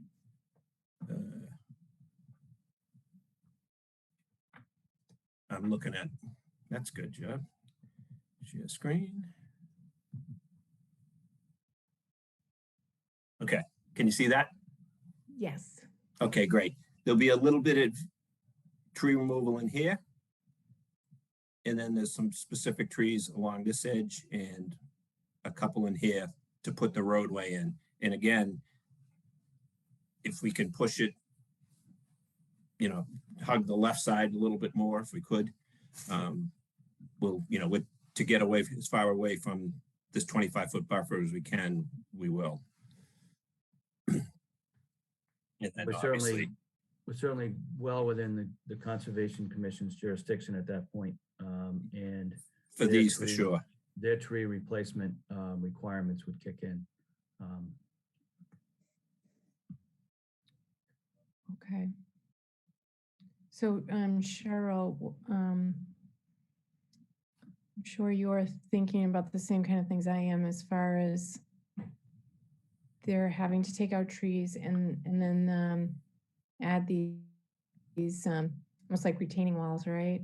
Mhm. Yeah, that's why I think the site walk would be beneficial to take a look at. I don't know, Jim, if you can identify what, I think you're going to have to for Concom anyway, what species of trees and what caliper they are. Yeah. So if you could provide that to us as well, I think that would be helpful. Okay. In thinking about replacement, and as you look at it, at the placement of the road itself, right? So, well, the roadway, what we tried to mimic through here was the existing driveway that comes actually like down here and around this way. Well, it's not quite that far down. So in this area here, we're trying to maintain the existing driveway area. And then, like I said, it comes around here and curves into the existing house. So this is the area that we deviate. What roadway width are you proposing? We're going with 18. Okay, and the driveway is probably something like 10 or 12? It's only 12, yeah, it is. It's definitely a wider road. So what if you took all of your new roadway to one side so that you could keep trees on, at least on one side, instead of having to take them down on both sides? You know, if like you had a road that was this wide, instead of doing that, you would take the road and do it one way. I don't know which way is the best way to do it, but. Well, I mean, right now we have probably a few feet for the edge of the proposed, I'd call it road, driveway, whatever it is. You know, if we can push this over a little bit more, so it hugs the left edge of this, the actual road layout, or proposed road layout, it would kick that over a little bit more. Yeah, and if you go back to your tree plan, I think you'll find that there's some trees along there.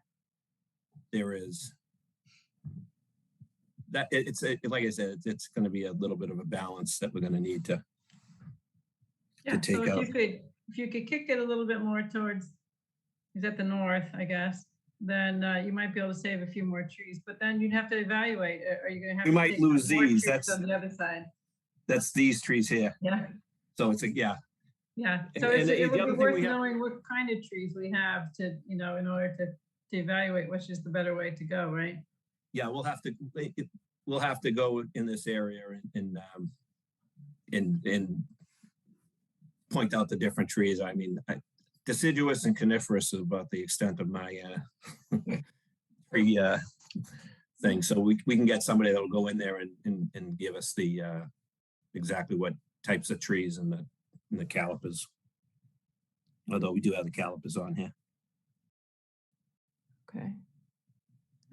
Well, I do know there's a lot of space on this site to plant new trees. So depending on what trees these are, and I Mhm. mean, I can see it's difficult. Whichever way you go, you're going to have to take some trees out.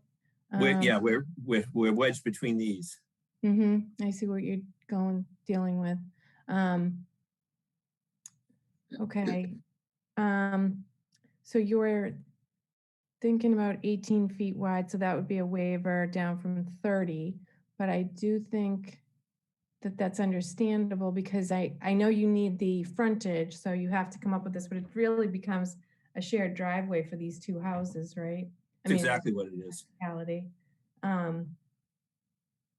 It's So the if- fire department we were worried about, and we've done this 18 in the T.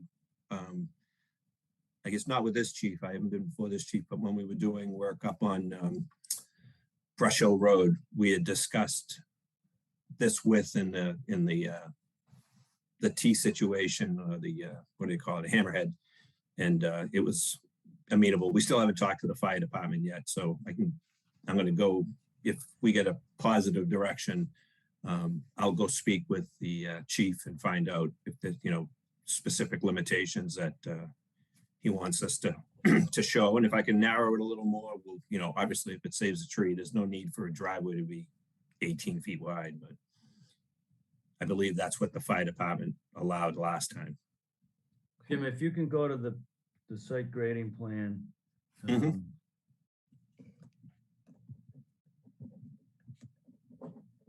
I think the one thing that we can show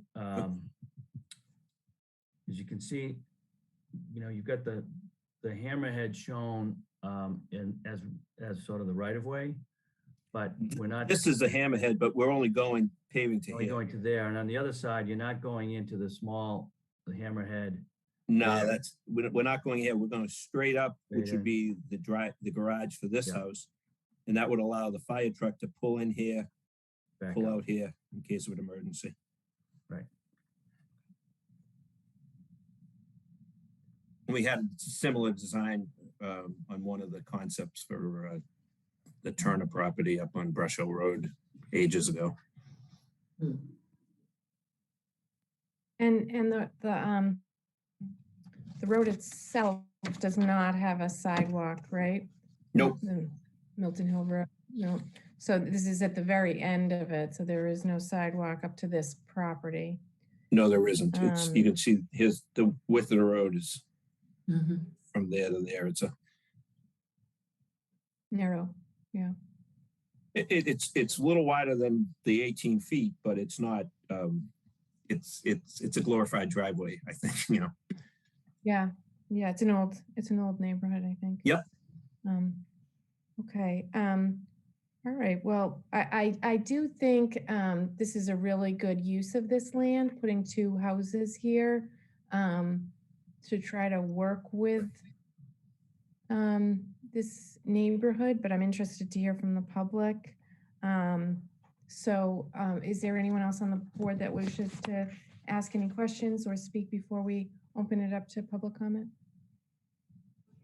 I just think it's a great idea to do a site walk. Oh, okay. Okay.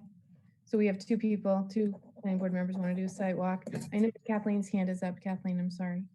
Yeah, that's okay. But I wanted to point out to Ned that the rights of an easement, which I have in front of me reading it on the website, it's the right to use the property, for public ways are used in the town.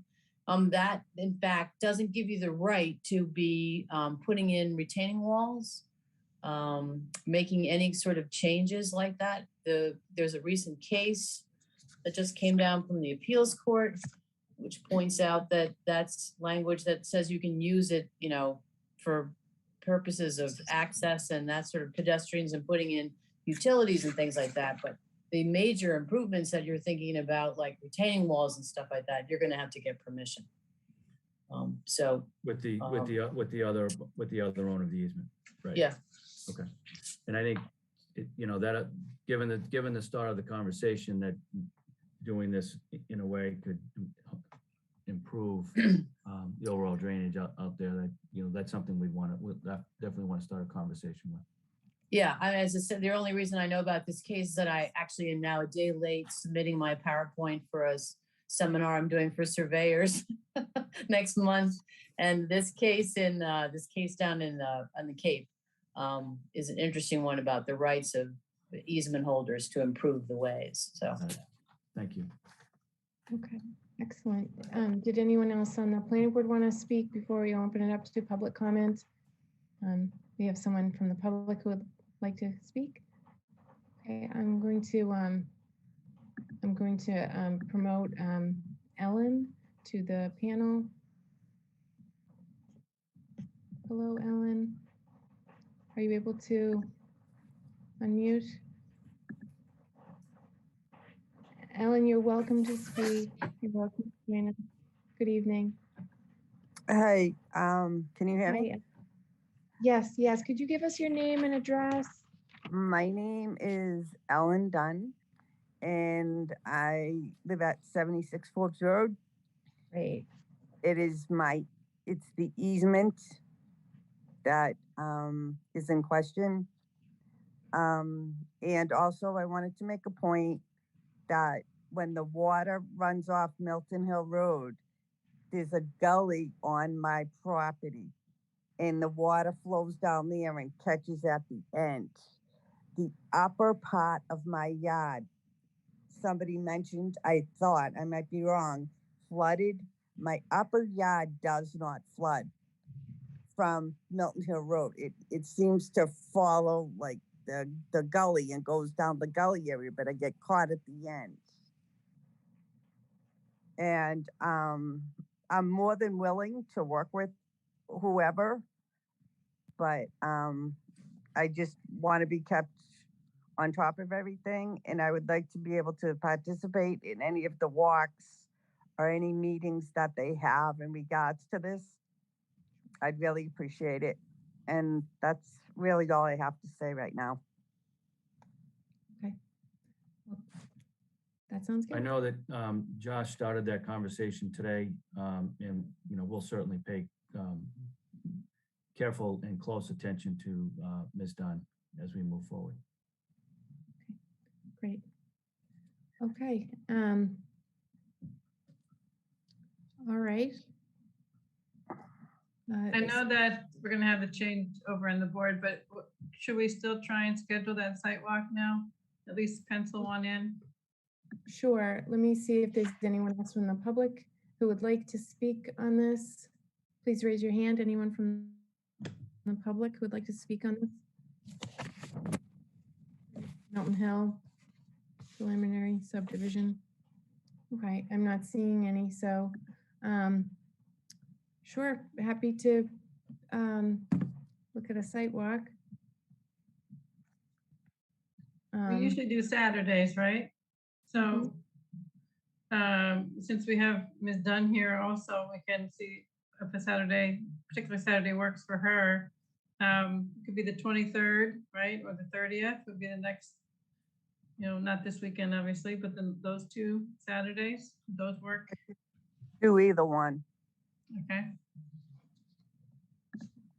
I know that the Conservation Commission has a site walk on the 23rd at 1 Elliott.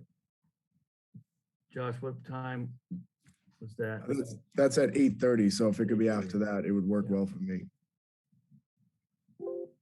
Okay, so 10 o'clock? Works for me. That sounds fine with me. 30th? Okay. On the 30th? On 23rd? 23rd. 23rd. Okay. And 23rd of April.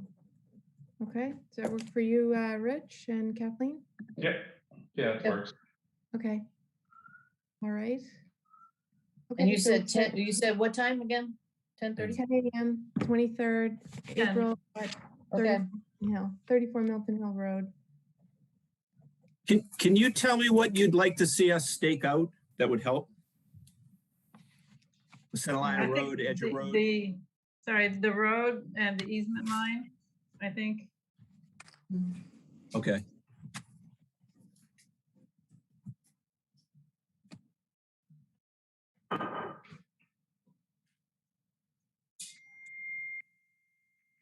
So short of that, and obviously, I'm wondering if the board sees any major issues or concerns, or whether we should begin the process of preparing definitive plans in response to the comments we've heard tonight, and also that we'll hear on the sidewalk. I think it's critical for Ms. Dunn to be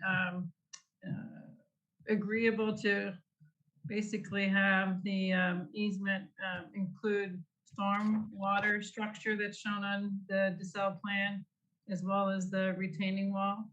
I would assume you don't have access to maintain the wall and the drainage structure. We're going to remove that drainage structure. Okay. Yeah. All right. Then, yeah, I mean, as long as Ms. Dunn is amenable to it and the easement can be, I guess, updated per Kathleen's suggestion that it needs to be revised. Yeah, I mean, I think, yeah, and it's probably, you know, you're sort of putting it in a new location and stuff like that. So it's probably some general amendment to that. You might even want to do just a new one with a plan that shows where it's located. But yeah, you're going to have to beef that up a little bit to provide the right to have the stormwater structures and retaining walls and all that sort of thing. Yeah, and I would just say, Jim, the more you look at it, you know, if you can adjust that roadway as we discussed, taking a look at the trees, but also the height of the retaining wall. So if it means doing a little regrading on the other side of the wall to help it, you know, that might be something to take up with Ms. Dunn as well. Yeah. Okay, well, I do think that generally speaking that it seems as though the board agrees, and I'm not speaking for all of us, but my impression is that it seems like a good use of the land, you know, pending COMCOM approval. It seems like there's some tree things to work through, but doable. Of course, we have to get to the site to see. You know, there's some easement documents to work through. It looks like a very promising project. Any other thoughts or feedback we can provide to these people as they're trying to get this off the ground? I just Josh, will do you have note any that, sorry, I was going to ask Josh if he had any questions or that he otherwise wanted answered tonight. No, I feel satisfied. all right, so one thing that I do want to do is look through and walk through all of the waivers. You just did a carte blanche, say you want all of the waivers, and I do think we owe it to ourselves and the residents to go through each one of those waivers. So I don't have a particular problem with a roadway width. I don't have a problem with lack of sidewalk in this instance. I'm sure there's some other things, but I think we do need to go through that process of discussing each one. I agree, and I think we would do that hopefully in the process of approving the definitive subdivision. We'll file with the application a list of the waivers that would specific set of lists that we would request. We didn't get that together in this case, but we know that this is a substantial list. I just want to say that it actually points out the fact that we really need to update our rules and regulations for subdivision roads, because that probably hasn't been touched since 1957. Being generous, but it's really pretty sad that we haven't done anything that could reflect on some more environmentally sensitive roadway construction. So just want to make sure that you've got all the waivers you need. And it's also a very unique site though for a subdivision. And so that, you know, this is, you know, very different from other subdivisions that have been done. So right, yeah, but I mean, even so, it's just kind of sad that we haven't done anything in terms of updating our subdivision rules and regulations to allow for more sensitively constructed roadways. So yeah, we have one set of requirements, no matter how many homes are served, for example, or what kind of properties are served. And and it's a really wide roadway width. And we've granted lots of waivers in my years on the board. And so I asked Tim to give us an updated list because we asked for that list to be generated when we were doing the Walcott Woods project, and it was a useful thing to go through. And it's a useful thing to consider when we look at updating those rules and regs, Kathleen. How many times certain ones of those have been waived? So if the real survey would be how many roads were constructed in accordance with the rules and regulations. And it's probably Old Farm Road and a couple of others, and that's it. Yeah. We can tell you that the last time we talked about this, the town doesn't construct its own roads to those standards, okay? So they need to be updated. Which is why I thought it would be most appropriate to come back on the definitive side with with the design of what the road would really look like and incorporate the waivers that would be appropriate to that. Yeah. Yep. Okay, well, thank you. I did take a look at that list. Cheryl suggested that we get it, and I did take a look, and it seemed like these were the kind of waivers that we have given in the past, generally speaking, the ones that I could see. So I wish you all luck on this project. It's my last meeting, so a nice project. It looks very promising. So thank you. Great. Well, thank you very much for your time. And Denny, once again, thank you for your service. Thank you. Very much appreciated. Thank you. Okay, thank you, Mr. Wild. Thank you, Mr. DeSalle. Have a good night. And thank you, Ellen. Thank you for joining us, Ms. Dunn. Okay, all right, so that wraps up 34 Milton Hill Road preliminary subdivision. Tim wanted to join us to talk about the 227 Pleasant Street subdivision. He thought he could explain it to us pretty quickly or easily. So I guess we could save that one for a little while in hopes that Tim can join us. I don't see him yet, but okay, so we could shift to old business. As a safety feature, I added discussion of May 2022 annual town meeting articles. Actually, that was to allow Tim to give us the update on the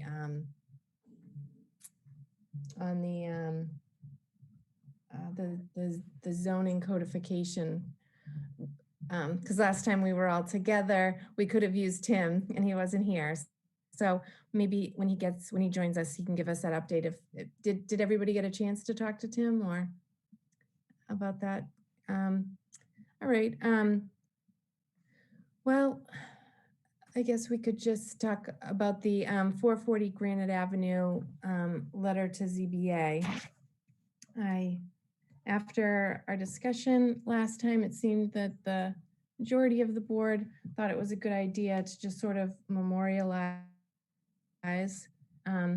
that we had sort of gone through the whole process. We were in the 11th hour and 59th minute, and we hit pause. And since we hit pause, they decided to withdraw the application, but we didn't want that, all of that homework and all those discussions and late nights listening to the public during those 12, 13, 14 meetings to go to the wayside.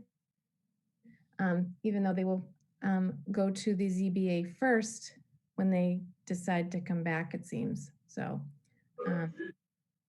we have no choice but to accept the article, not that anybody would accept their withdrawal, not that anybody would challenge them anyway. But so the withdrawal of the article is accepted. I mean, the site plan application withdrawal is accepted. So I open it up for discussion. Well, I'm just thinking that I don't know what project that is ever going to come back. You know, they're going to go to the ZBA. They have to get variances. I don't know whether they get those or not. And so it may be as a result of what the ZBA says, you know, or decides that they get a redesign of the project. So I'm thinking that it really doesn't, make much sense for us to be sending a letter with proposed conditions for a project that we don't know we're gonna ever get. I mean, just, I said, who knows what's gonna happen with that and when they'll ever get a hearing. I mean, the ZBA is like months behind on anything. So I just sort of feel like it's sort of be kind of making comments on a project that may never come back before the board. Yeah, so I think if you're going to write it, you need to be very specific about what project you're referring to. I'm inclined to, like Kathleen, not to want to prejudice a project. I think I've said that before, but I did read the letter and I did read the draft decision. And if you do plan to send it, I do have a few comments for you to consider. Like, so if you have the letter, I did reach out today to confirm that the applicant did actually file with the Board of Appeals, but the Board of Appeals was so busy, they weren't able to schedule a hearing.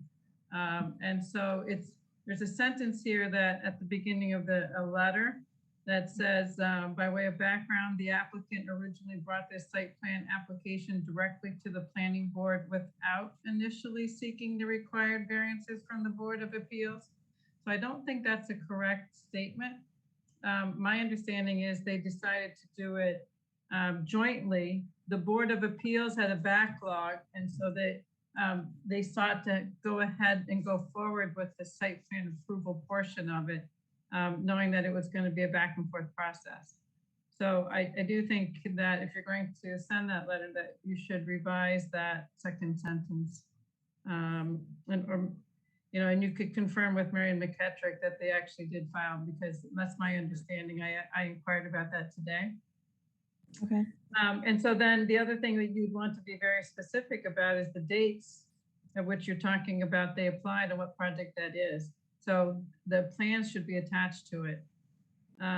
Because, they could get a totally different project, and with these comments, you don't want them to think that these comments are for a project that they have before them is not one that we saw. And that's really clear. I could have Tim attach the plans. I'll have Tim attach the plans. Okay. Then my other comment would be on page 1 of the draft decision. Mm-hmm. Do you have that? Because I don't know if everybody wants to try and look at it at the same time. But it says that the planning board deliberated and voted on their decision on blank date. We actually never voted on this total decision. There were votes on individual aspects of it, so I think that needs to be corrected. Okay. Votes on individual aspects. Mm-hmm. And you might list which ones, because I think there were maybe, I don't know how many, but as an overall decision, I just know that we didn't vote the overall decision. Right. Okay. So, and then the next thing, it says number 3, that the Board of Appeals public hearing has yet to be scheduled. Again, I understand that's on for June, but I don't know if it's the same project. So I'm not sure how that wants to be phrased, because it may not be the same project, right? Okay. So that might not even apply. I mean, they're going to have come back at some point in the game. And then on page 2 under C, general findings of fact, it seems to me that this was a draft that was pulled from the, maybe from the Bents, because it refers to a catering kitchen in 2017. So there's been no catering kitchen on this site. So this needs to be cleaned up, that first, as I said, page 2, C, general findings of fact, number 1. Yeah, that isn't true. It's not a residence district, it's a commercial district for the most part. Marion, are your C, general findings of fact, what number? So number one, it says the site is in a residence X zoning district. The majority of this site is in a commercial district in East Milton. I think there's a small portion in the residence section. And then the third sentence down, fourth sentence down, I'm not quite sure, there's a period there, or maybe where it doesn't belong in front of 2009, but it said that anyway, the sentence says the buildings has been used since XX as XX dot 2009 for use of part of the second floor for a catering kitchen in 2017. I mean, Yeah, the that- sentence is not understandable in this. Yeah, no, I took that from Marianne. Okay, I'll take that out. Yeah, so the changing, it's not a residential, well, there's a small portion that's, I think, in a residence district. So you'd have to clarify that Yeah. the majority of it's in a commercial district. Primary commercial. Yeah, so, Okay, we could fix that. and then on page 3, Mm-hmm, D, second paragraph, yep. it says the applicant has offered to contribute to the town. This should be contribute to the traffic mitigation fund.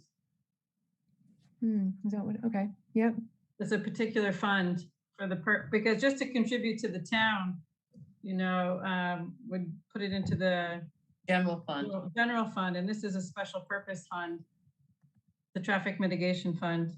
I was worried because I thought the traffic mitigation fund was only for special permits. I mean, I'm happy to do this if it's gonna work. I just didn't want it, I didn't want it to go, I didn't want to say we could do that if we couldn't, that's all.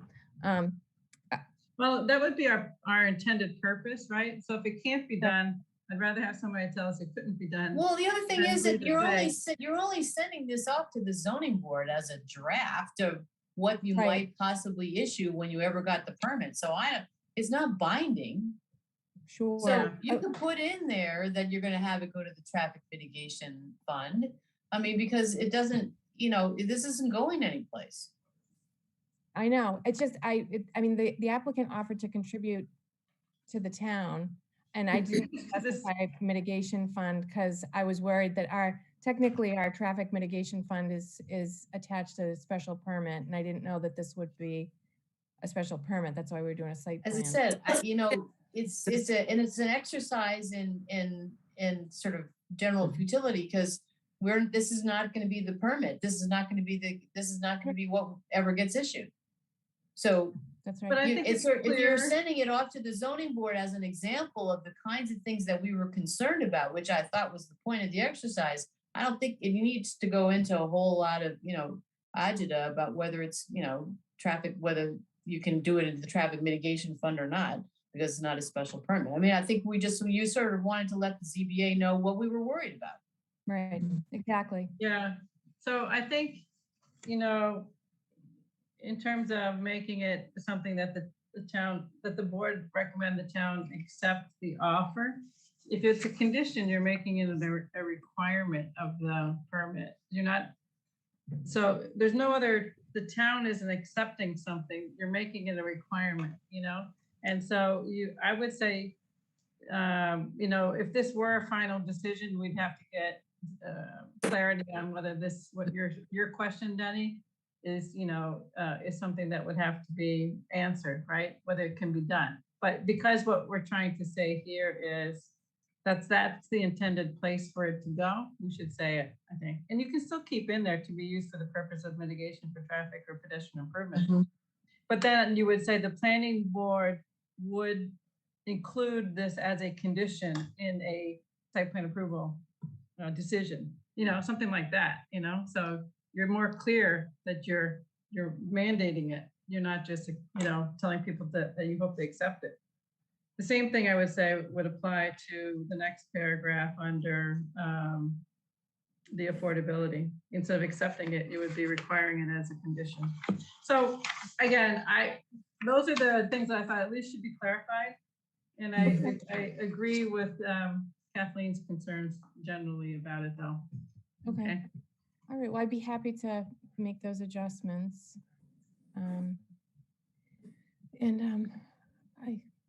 Sure. Okay, did you have a thought, Rich? No, that makes sense to me. Okay. All right, well, I can go ahead and make all those adjustments, and then we can just memorialize that and move on. So that, okay. All right. Good. Right, so my sense is we still have a majority that would like to memorialize it, and I think we've found a path to do that. So are we okay with that approach? Yes.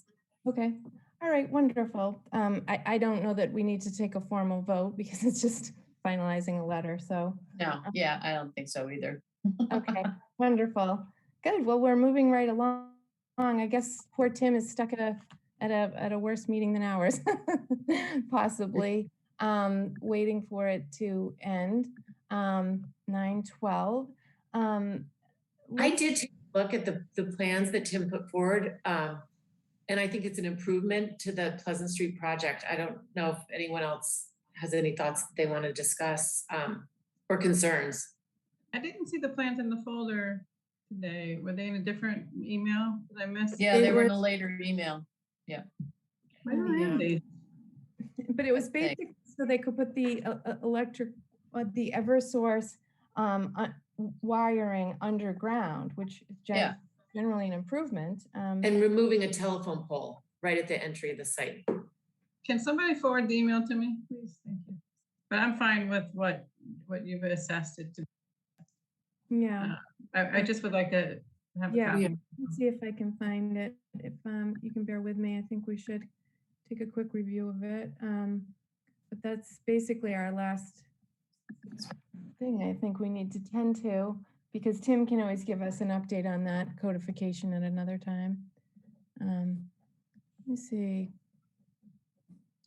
I'm just looking to see which one it was attached to.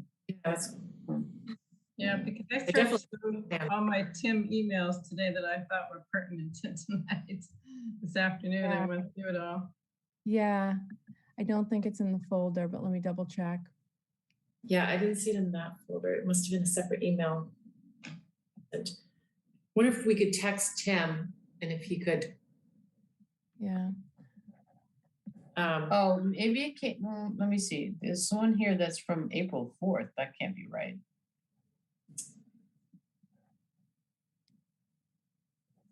Was I feel like it was last week, maybe. Oh yeah, April 4th, and so I can send that. Thank you. Here it is. You're right. April 4th, MIT Pleasant. Okay, are you able to forward it? Because if you're not, I can. Okay. Just did. Okay. Yep. I'm gonna look here. And so, so as Eversource was coming, is the one that says that they want to do, this underground utilities, which I think, is fabulous. Certainly makes more sense than having them up in the air. And so they submitted a plan that shows it, and that wasn't right. I think I just deleted it by accident. Yeah. And so I'm reading Tim's notes, and he said they're working with the engineering department on bringing electricity into Pine Gardens Way, which is 227 Pleasant Street. The attached plan shows the approximate path of an underground conduit from the north side of Pleasant Street down to the entrance of Pine Garden Way. This plan is going through all the appropriate review and processes at DPW and engineering.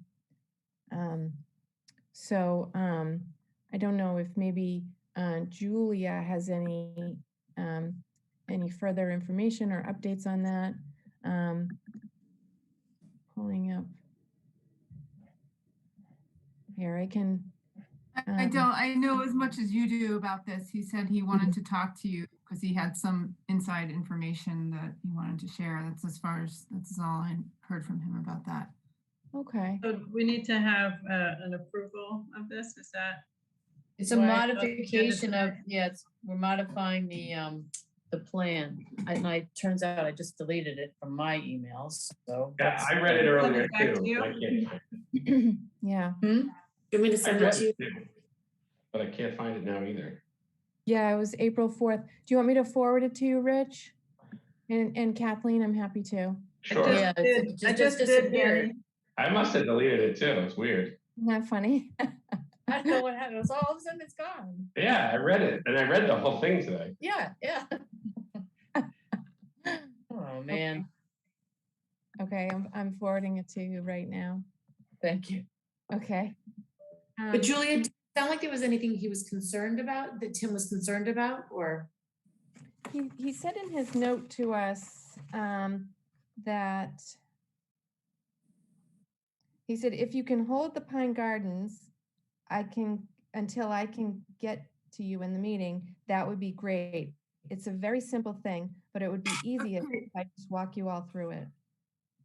I just texted him and he said his meeting just ended, so he should be joining us any second. Oh, good.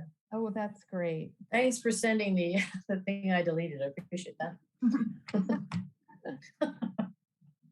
Okay, great. Well, we could take a and just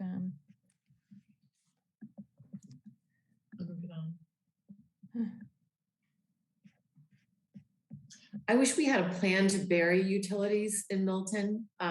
Brookline has been trying to do that through the DPW, street by street, taking sections of town and attacking that way. And I really wish Milton, when we dig up our roads and our streets, like we just did on Adams Street and East Milton Square, that we can bury more of these utilities. So it's good to see.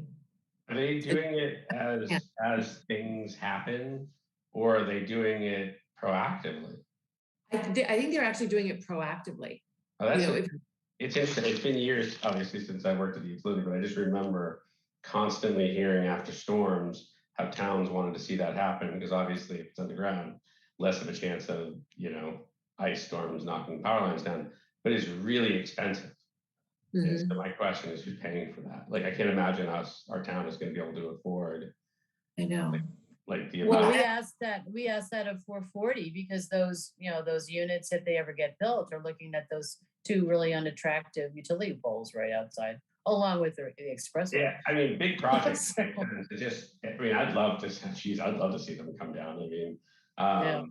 But I'm not even going to say the numbers that I've heard, but like I remember people talking about like per block, what these things cost is so astronomical. It is, and working with Eversource and not easy. So what was the thing that Katie was sending around about with the small cell cell tower things? 5G stuff. Yeah. It was actually 4G apparently, I think, 4G. that they were doing, but I'm sure 5G is coming at some point, but it's over. I did tune in last night and watched it, and then I looked at the plan. I approve those things all the time on the technology committee, and the ones before us we really can't say no to, because it's like. But This is anyway, to make them look better, right? so let's get to 227. Good evening, Tim.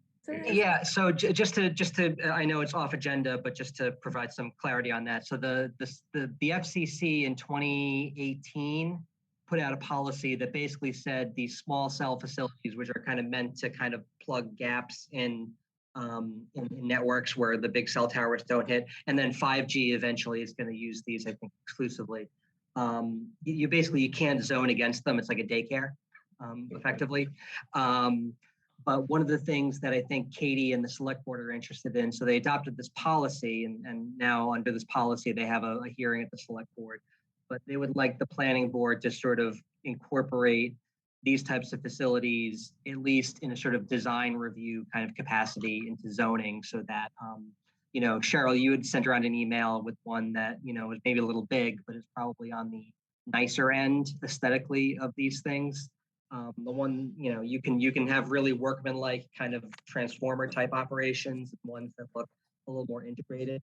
So that'll be something I think, maybe over the summertime, it might be a nice little lift to maybe work on something like that. But we can definitely do that. So sorry I wasn't able to join everybody. The select board wants me at these 40B meetings. So that's where I was, and it literally just ended. What did I miss? Anything good? No, we're right at We all quit. We're ready for 227 Pleasant. So timing is perfect.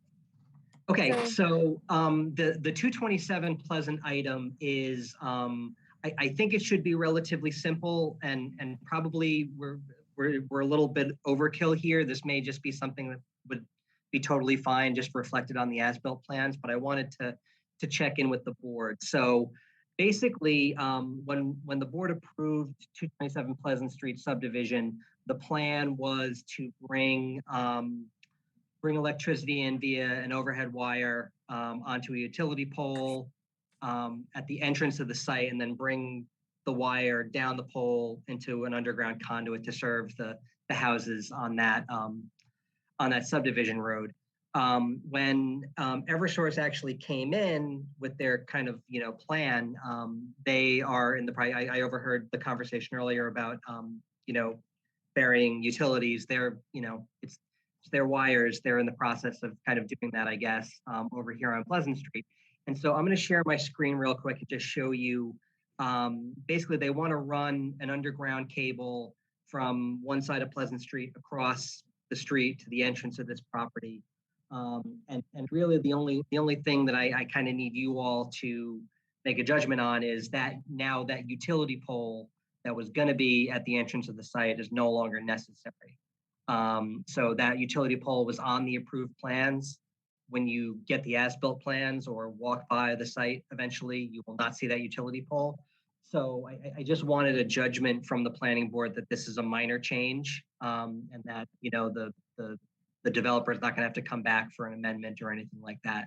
So I'm going to share my screen real quick and just kind of show you, this is not super illustrative, but it just is kind of what they're kind of talking about.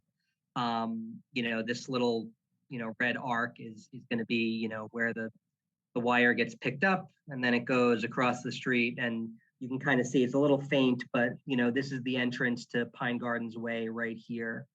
The only thing that I wanted, and I talked to Marion about this, and I asked her to put her client in touch with Eversource about this.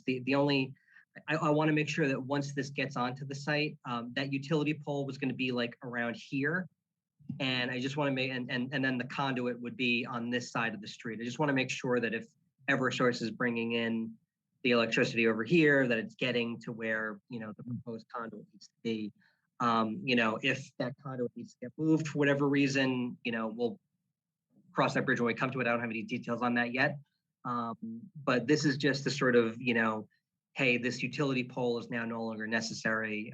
Shown on the approved plans, it won't be on the as-built plans. Is that okay? That's really the question. So Tim, the entirety of the electricity is going to be underground, or just this portion till it gets to a pole and then it's overhead for the development? No, that's the thing. What the approved plan showed a wire coming from. Can you see my cursor going around? Mm-hmm. Okay, there's a wire, like say it's over here, and then an overhead wire coming to a pole on the site, like around here. And then this is where the underground conduit on the site starts. So all of the site electricity is served underground. Now, there's no overhead wire coming into the site. There's an underground wire coming to the site. So I think that's a minor change. I think it's a good change.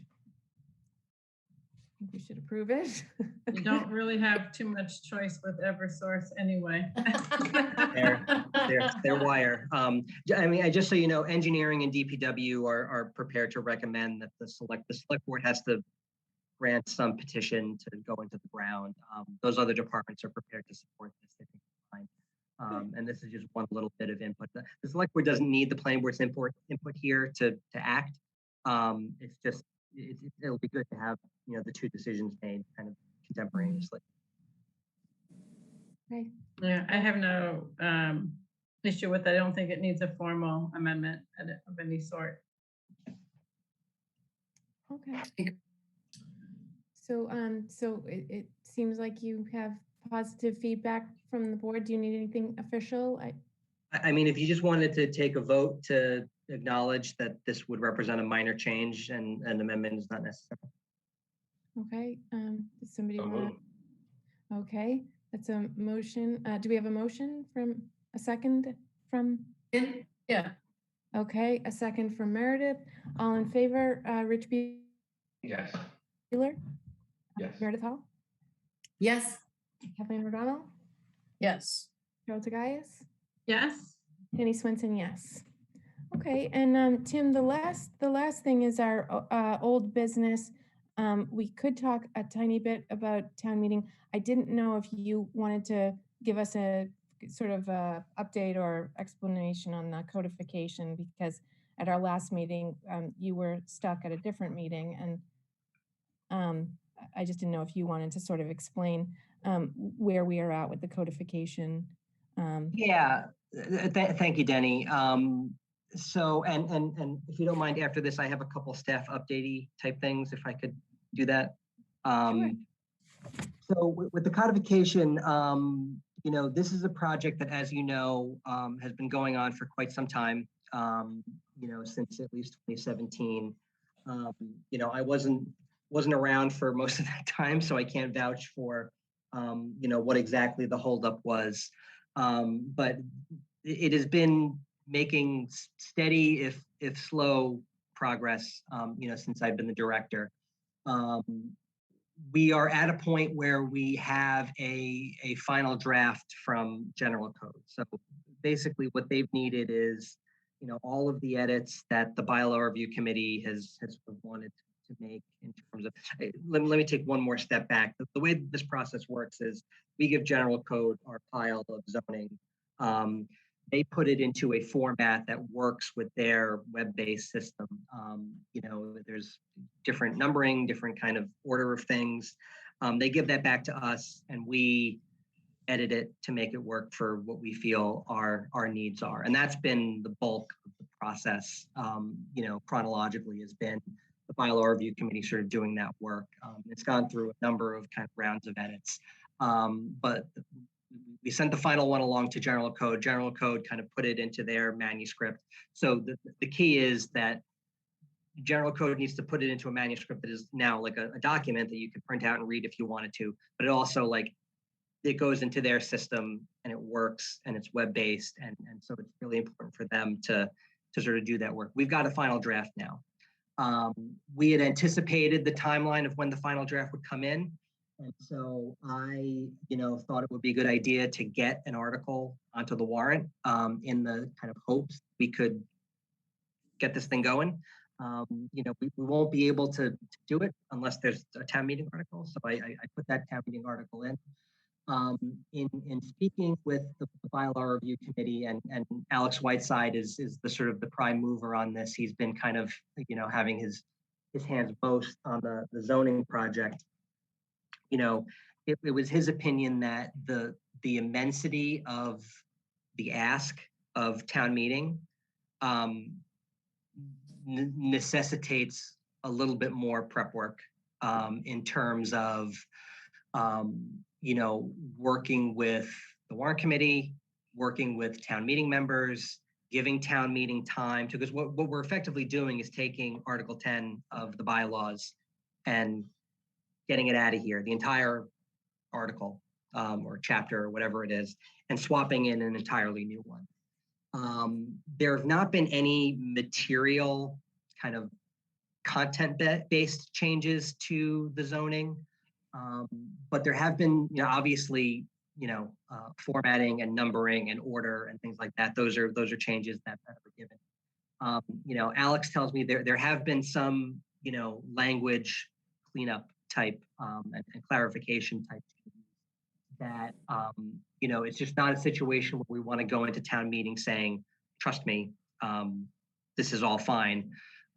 They really do want to be able to sort of educate town meeting members, give them time to get comfortable with, you know, with the newly codified zoning bylaw. And so, you know, that was really kind of what it was. It's not a thing that you could do over the course of a few weeks. It really is, I think they're anticipating, you know, we're going to have to do some work over the summer to really tee this up. And so that's why the article got pulled, you know, from the warrant, because quite frankly, the folks that are going to be doing a lot of the heavy lifting on kind of pitching this to town meeting, it is a planning board article because it's zoning.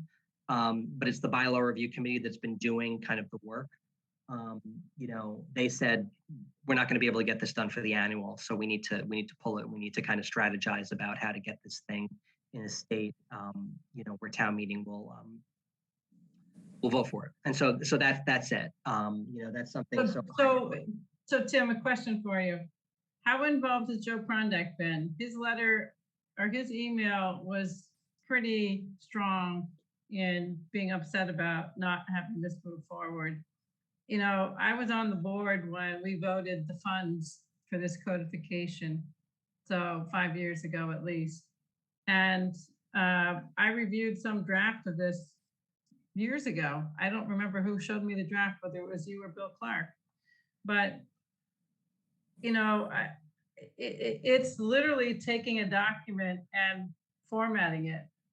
I don't understand what the heavy lift is for town meeting. It's not like a new zoning bylaw like we did for Milton Village. You know, it's like the same thing, but put in a different format. I just don't understand it. I can't speak Can for the the bylaw review on this committee one. come in and speak to us? We can certainly try to make that happen. If that's what you're interested in, happy to set it up. I got a question, Tim. I mean, because I kind of agree. It's just, unless we are actually making changes that somebody would be worried about. I mean, if it's not much, like, if it's changes, like you're saying, those don't sound like, because as long as you're not changing anything or changing any of the laws, right? I wouldn't be worried about it. I guess the only time somebody would be worried about it is if you're changing something that could be misleading or confusing, but I think the effort's to do the complete opposite, correct? So the other thing I'll say is that to Rich's point is when that bylaw committee was established and when their tenure was extended at their request, it was very specific that they were the only things they were working on with respect to zoning was getting it so that it would be something searchable, that it would be online, it would be formatted in that manner. So it was there, if there was anything, if any change, then we should have been notified of that years ago. So we have received like what, 2 updates in 5 years on the progress of this. I find the process lacking, seriously. So Cheryl, what I'll say is this: if and this is not me. If I had my hands on this project from day one until today, not that, and this is not to say that like I'm like great or anything. This is not, but it's like I am a person that would have a consistent sort of knowledge of where this thing started, where it was in the middle, where it was today. If I had that knowledge, I would feel a lot more comfortable saying, no, let's get this thing done. We can do this in May. I don't have that. And so I have to put my trust in the people that have had their hands on it from the very beginning. Is that the plan? Will the plan be for you to, and not that you don't have enough on your plate, but will the plan be for you to help? I guess you're talking about. Yeah, and Rich, I've been assisting, you know, the bylaw review committee with whatever, you know, they need from me on this. A lot of it has been, you know, just kind of, you know, our office doing transcription, and then, you know, I did a kind of a final review and edit of you know the document that we sent over to general code.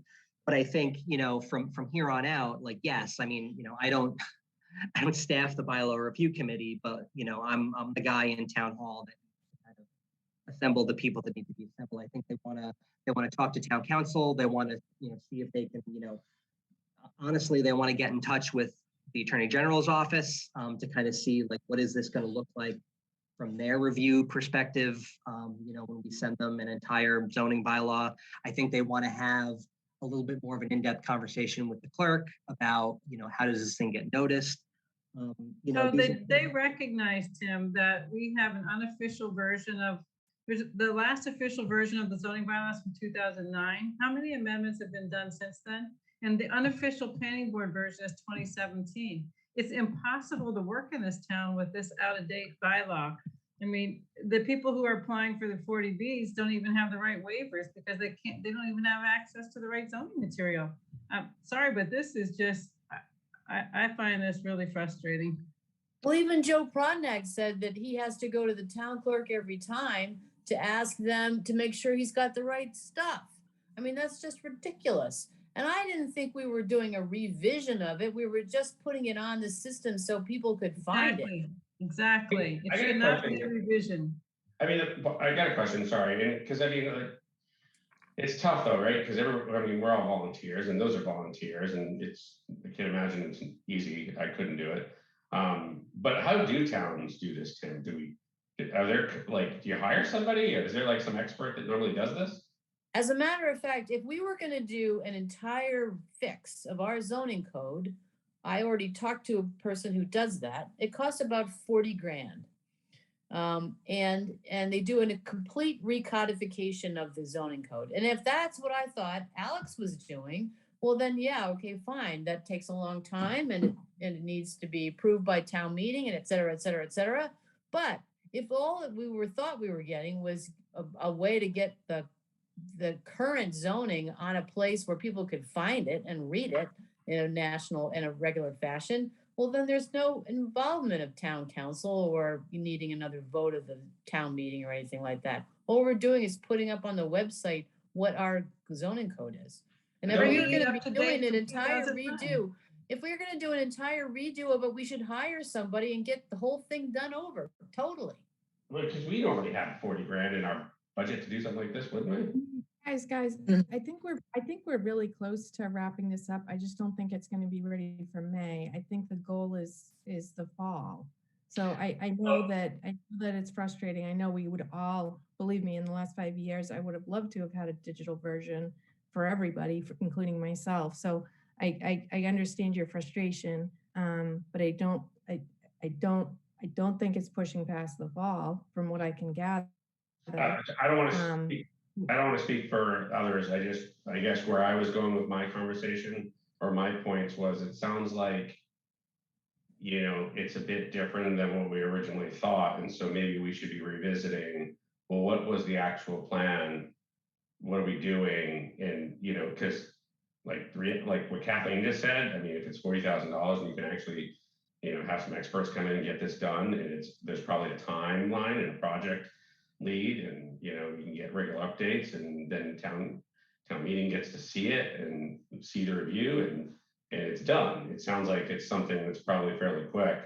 I mean, reality, my feeling is that's what the town probably deserves, if that's what we need. I don't even know where you'd go with that, because it sounds like we've already got something moving. But if we're not off the ground yet with it, then I suggest somebody, whoever can, maybe revisit, like maybe there's a better route.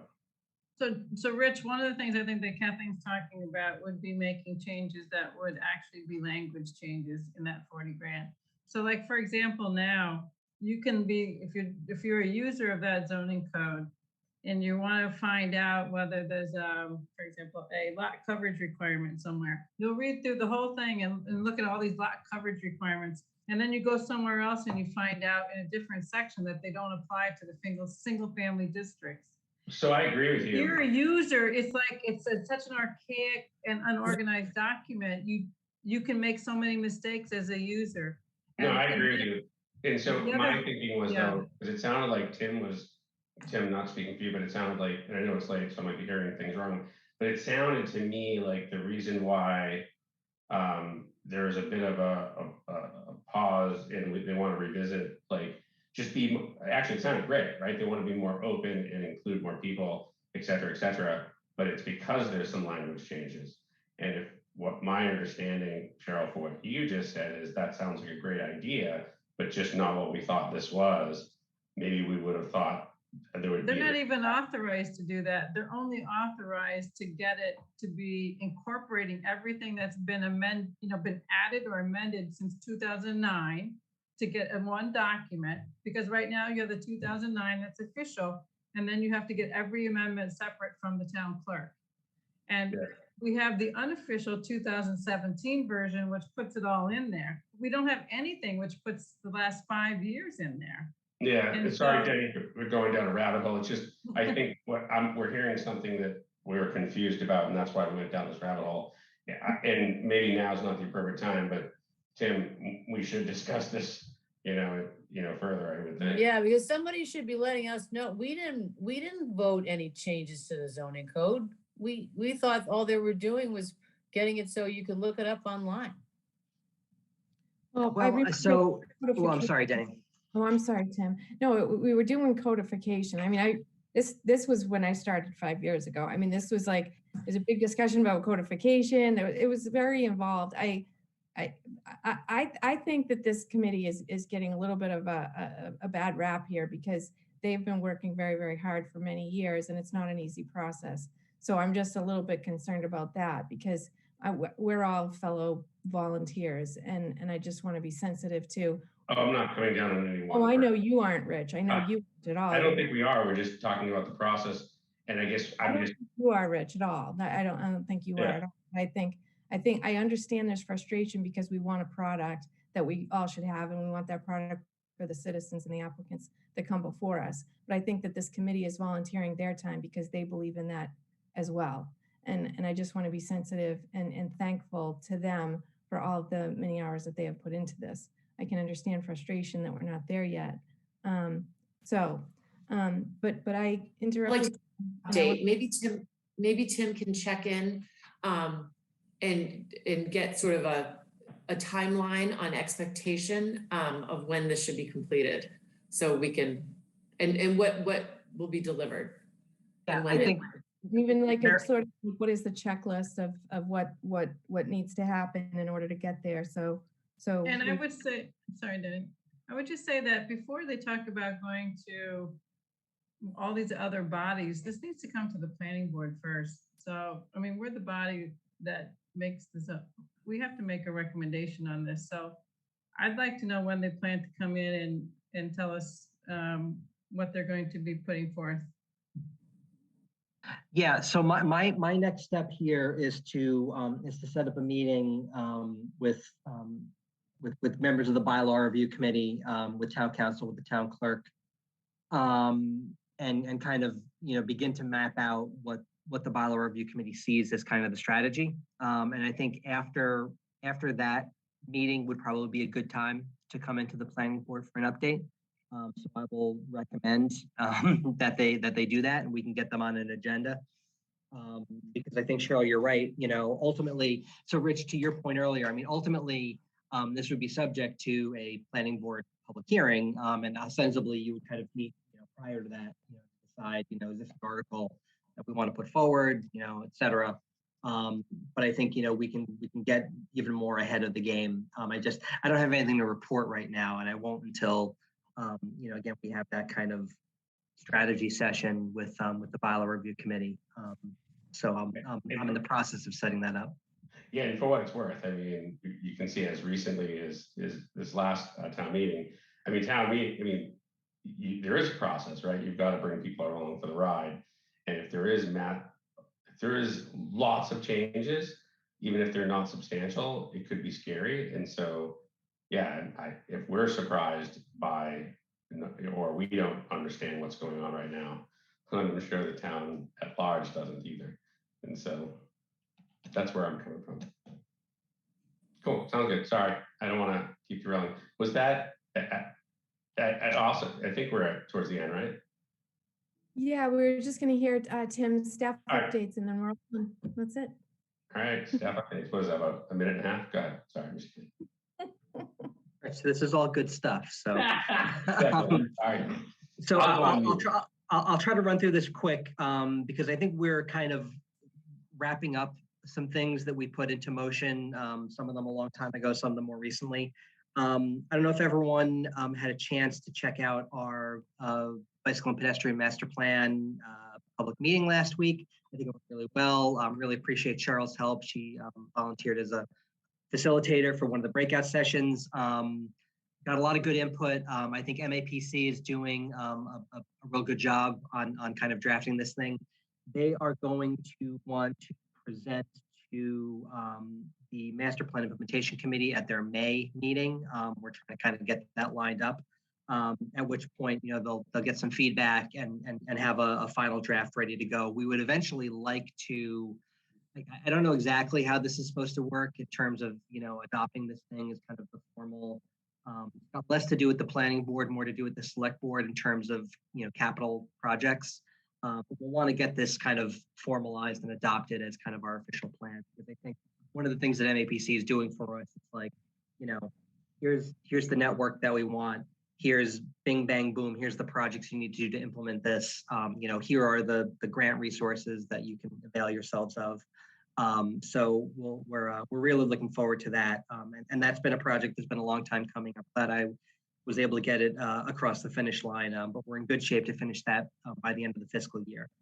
Tim, I'm sorry, can I just make one comment there? When we look and we think about our rules and regs and the width of roadways, one of the things that struck me in that public meeting last week was that the wider roadways actually allow for putting the bike lanes in. And so I think the other thing is like the idea of the sidewalks and the pedestrian network. So I really think we need to understand that report and the recommendations in before we make the changes that we're thinking about to the rules and regs of the subdivisions. No, I think that makes a ton of sense. Part of me doubts that the planning board will ever again get a subdivision big enough to warrant dimension for bike lanes. I hope so. I hope we don't ever see that again. But maybe. Well, if a but I meteor think hit part of town, we might, yeah, there you go. But I think definitely, on the sidewalks, I mean, you all know where I stand on that. So I definitely think, especially, the rules and regs should be informed by planning. So I think that's next. So that'll be something that's coming down the pike, again, by the end of the fiscal year. Another thing that has kind of been a long time coming. We had a Milton Village Design Guidelines Forum a couple weeks or months ago. Dodson and Flinker is going to be prepared to come in to the planning board.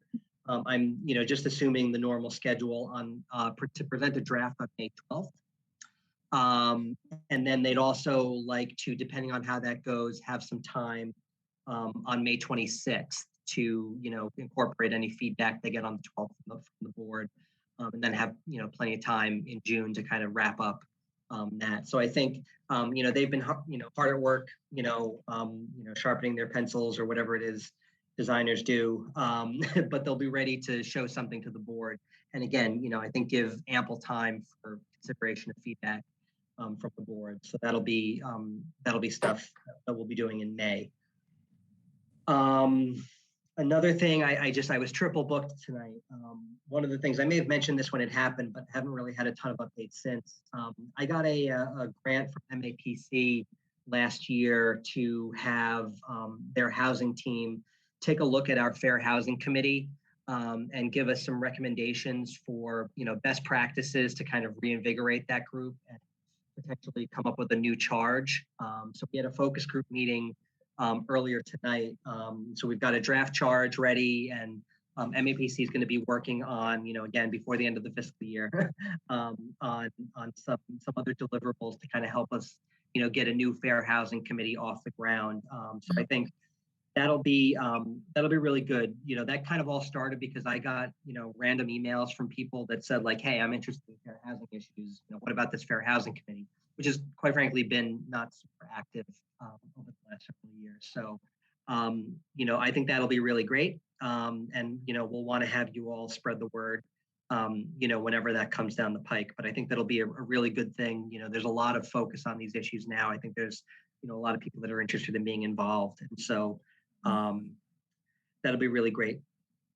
The second to last thing is something that it's kind of late coming, and so we couldn't really get it on the agenda, but I told the applicant that I would at least kind of tee it up, and maybe we can get it on the next agenda. But if you've been to Central Ave, you know that the Hendry's project is pretty good. I think they're on track. I think they want to do some type of informal ribbon cutting type thing soon. Whether that means they'll be ready to open up soon is another thing altogether, but it's moving along, and haven't heard a ton of complaints about the construction, which is great, although I'm sure there have been some. but they actually, as they're sort of starting to think about operations for the building, some of you might remember, because I do, conversation about they have a surface lot and they have structured under the building parking. And their special permit requires them to have, I forget how many business sort of spaces for the business uses in the building.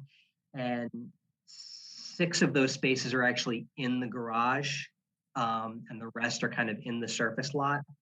And I was talking with Steve Connolly, and he said, we'd really be interested in getting all of the business parking contiguous in the surface lot, so that the garage can be strictly for residents, which makes sense to me. The special permit kind of lays out this kind of weird, the 6 spaces have to be in the garage, but in front of the, arm thing that, the residents manipulate to get in and out. And I think they're kind of, thinking that that's not going to be the most convenient and tenable thing for their business patrons. So I just this afternoon got some drawings from them. I haven't had a chance to take a look at those or send them around, but that would be a special permit amendment. And that would be kind of, a similar type situation, or a little more kind of substantial than what we just did with 227 Pleasant. A determination from the board about whether that constitutes a minor change or if we'll need to get a formal special permit amendment process. The special permit allows, the board to amend the special permit, and it lays out a procedure for substantial amendments, which leads me to believe that you don't have to follow that procedure if it's not a substantial amendment, which, it's up to the board to kind of figure that out. So I'm going to send around those drawings that I have. We'll try to get those guys on the next agenda so they can explain what their rationale is. And then, it'll be up to the board to decide, do you need to come back for a full kind of special permit amendment hearing, or can we just get this thing done? And the last thing is new assistant town planner starts on Tuesday. Joshua Lee, he is he's actually still in school. He's going to be out of school soon, but his program is kind of built around working. They like that at Northeastern. They like you to get a job. So he'll be with us full time starting on Tuesday. Allison is, there's one of a kind, I think we found. So, things are probably going to work a little bit different. Josh is a young guy, but, you've had young guys in the assistant town planner position before, and I think it worked out pretty good. But he's a little green and he's going to need, some time to learn the ropes. But we're going to train him up, and I think it'll be good to sort of, be able to kind of mold the work of the department in the way that I envision it. Alice and I had a tremendous working relationship. I can't say enough good things about her, and she was very independent, and I think things will work a little bit differently, but we'll see. We'll get him, staffed up on all the committees that he needs to be staffed up on, and it'll be good. It's been tough working solo. Julia will tell me that I look like I have the weight of the world on my shoulders, but I think that was the case even when Allison was around. It's just bad posture. So. So that's all I've got. So we'll introduce him at our next meeting, and we'll all get to know him, and I think it'll work out really good. So that's it. Well done. Good. Those are great updates. Thank you. All right. Awesome. Well, yeah, no, one more thing. I want to echo what lots of folks have been saying for you, Denny, tonight is, I appreciated working with you these past, 4 years now on the planning board, at least for me. And you, and I just, like you said earlier, this is a volunteer gig. We volunteer a lot of time and effort. You put in a lot of time and effort off screen too, and screen now because we're during COVID. So off screen time, you put a lot of time in. So I want to, thank you for all the time you put in. Well, You thank know, lucky you if you get to have your nights back. Look at that big smile. Doesn't that say it all, Rich? Yeah. Well, thank you, and thank you for all the time and hard work that all of you put into this. It's quite an experience. I feel like we've all been to college or something like that together. We've certainly been through a lot of projects and a lot of learning experiences. I've learned a ton from all of you, and it's been a pleasure. We're all different, but we come together and we manage to to make projects better, I hope. So thank you Jenny, all. Have a wonderful. I just wanted to say the same as well, and just really, you know, how hard you've worked on behalf of the residents and your ability to listen and to really care about the people and the residents in Milton that you serve. So it was greatly appreciated by many. So. Denny, I'll say you and I served 5 years together, right, on the board. I grew in those 5 years to appreciate all of your work with the trees. You know, I'm a tree advocate, right? Yeah. And I appreciate the things that we agreed to work on together. And so thanks for learning about cut and fill too in the last 5 years.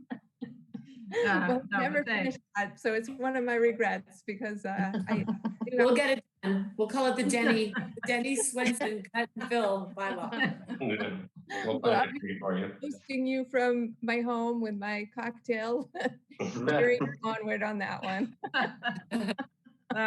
All kidding aside, though, I do agree. Like you're always prepared for the meetings. I appreciate that, and I appreciate working with you. So thanks.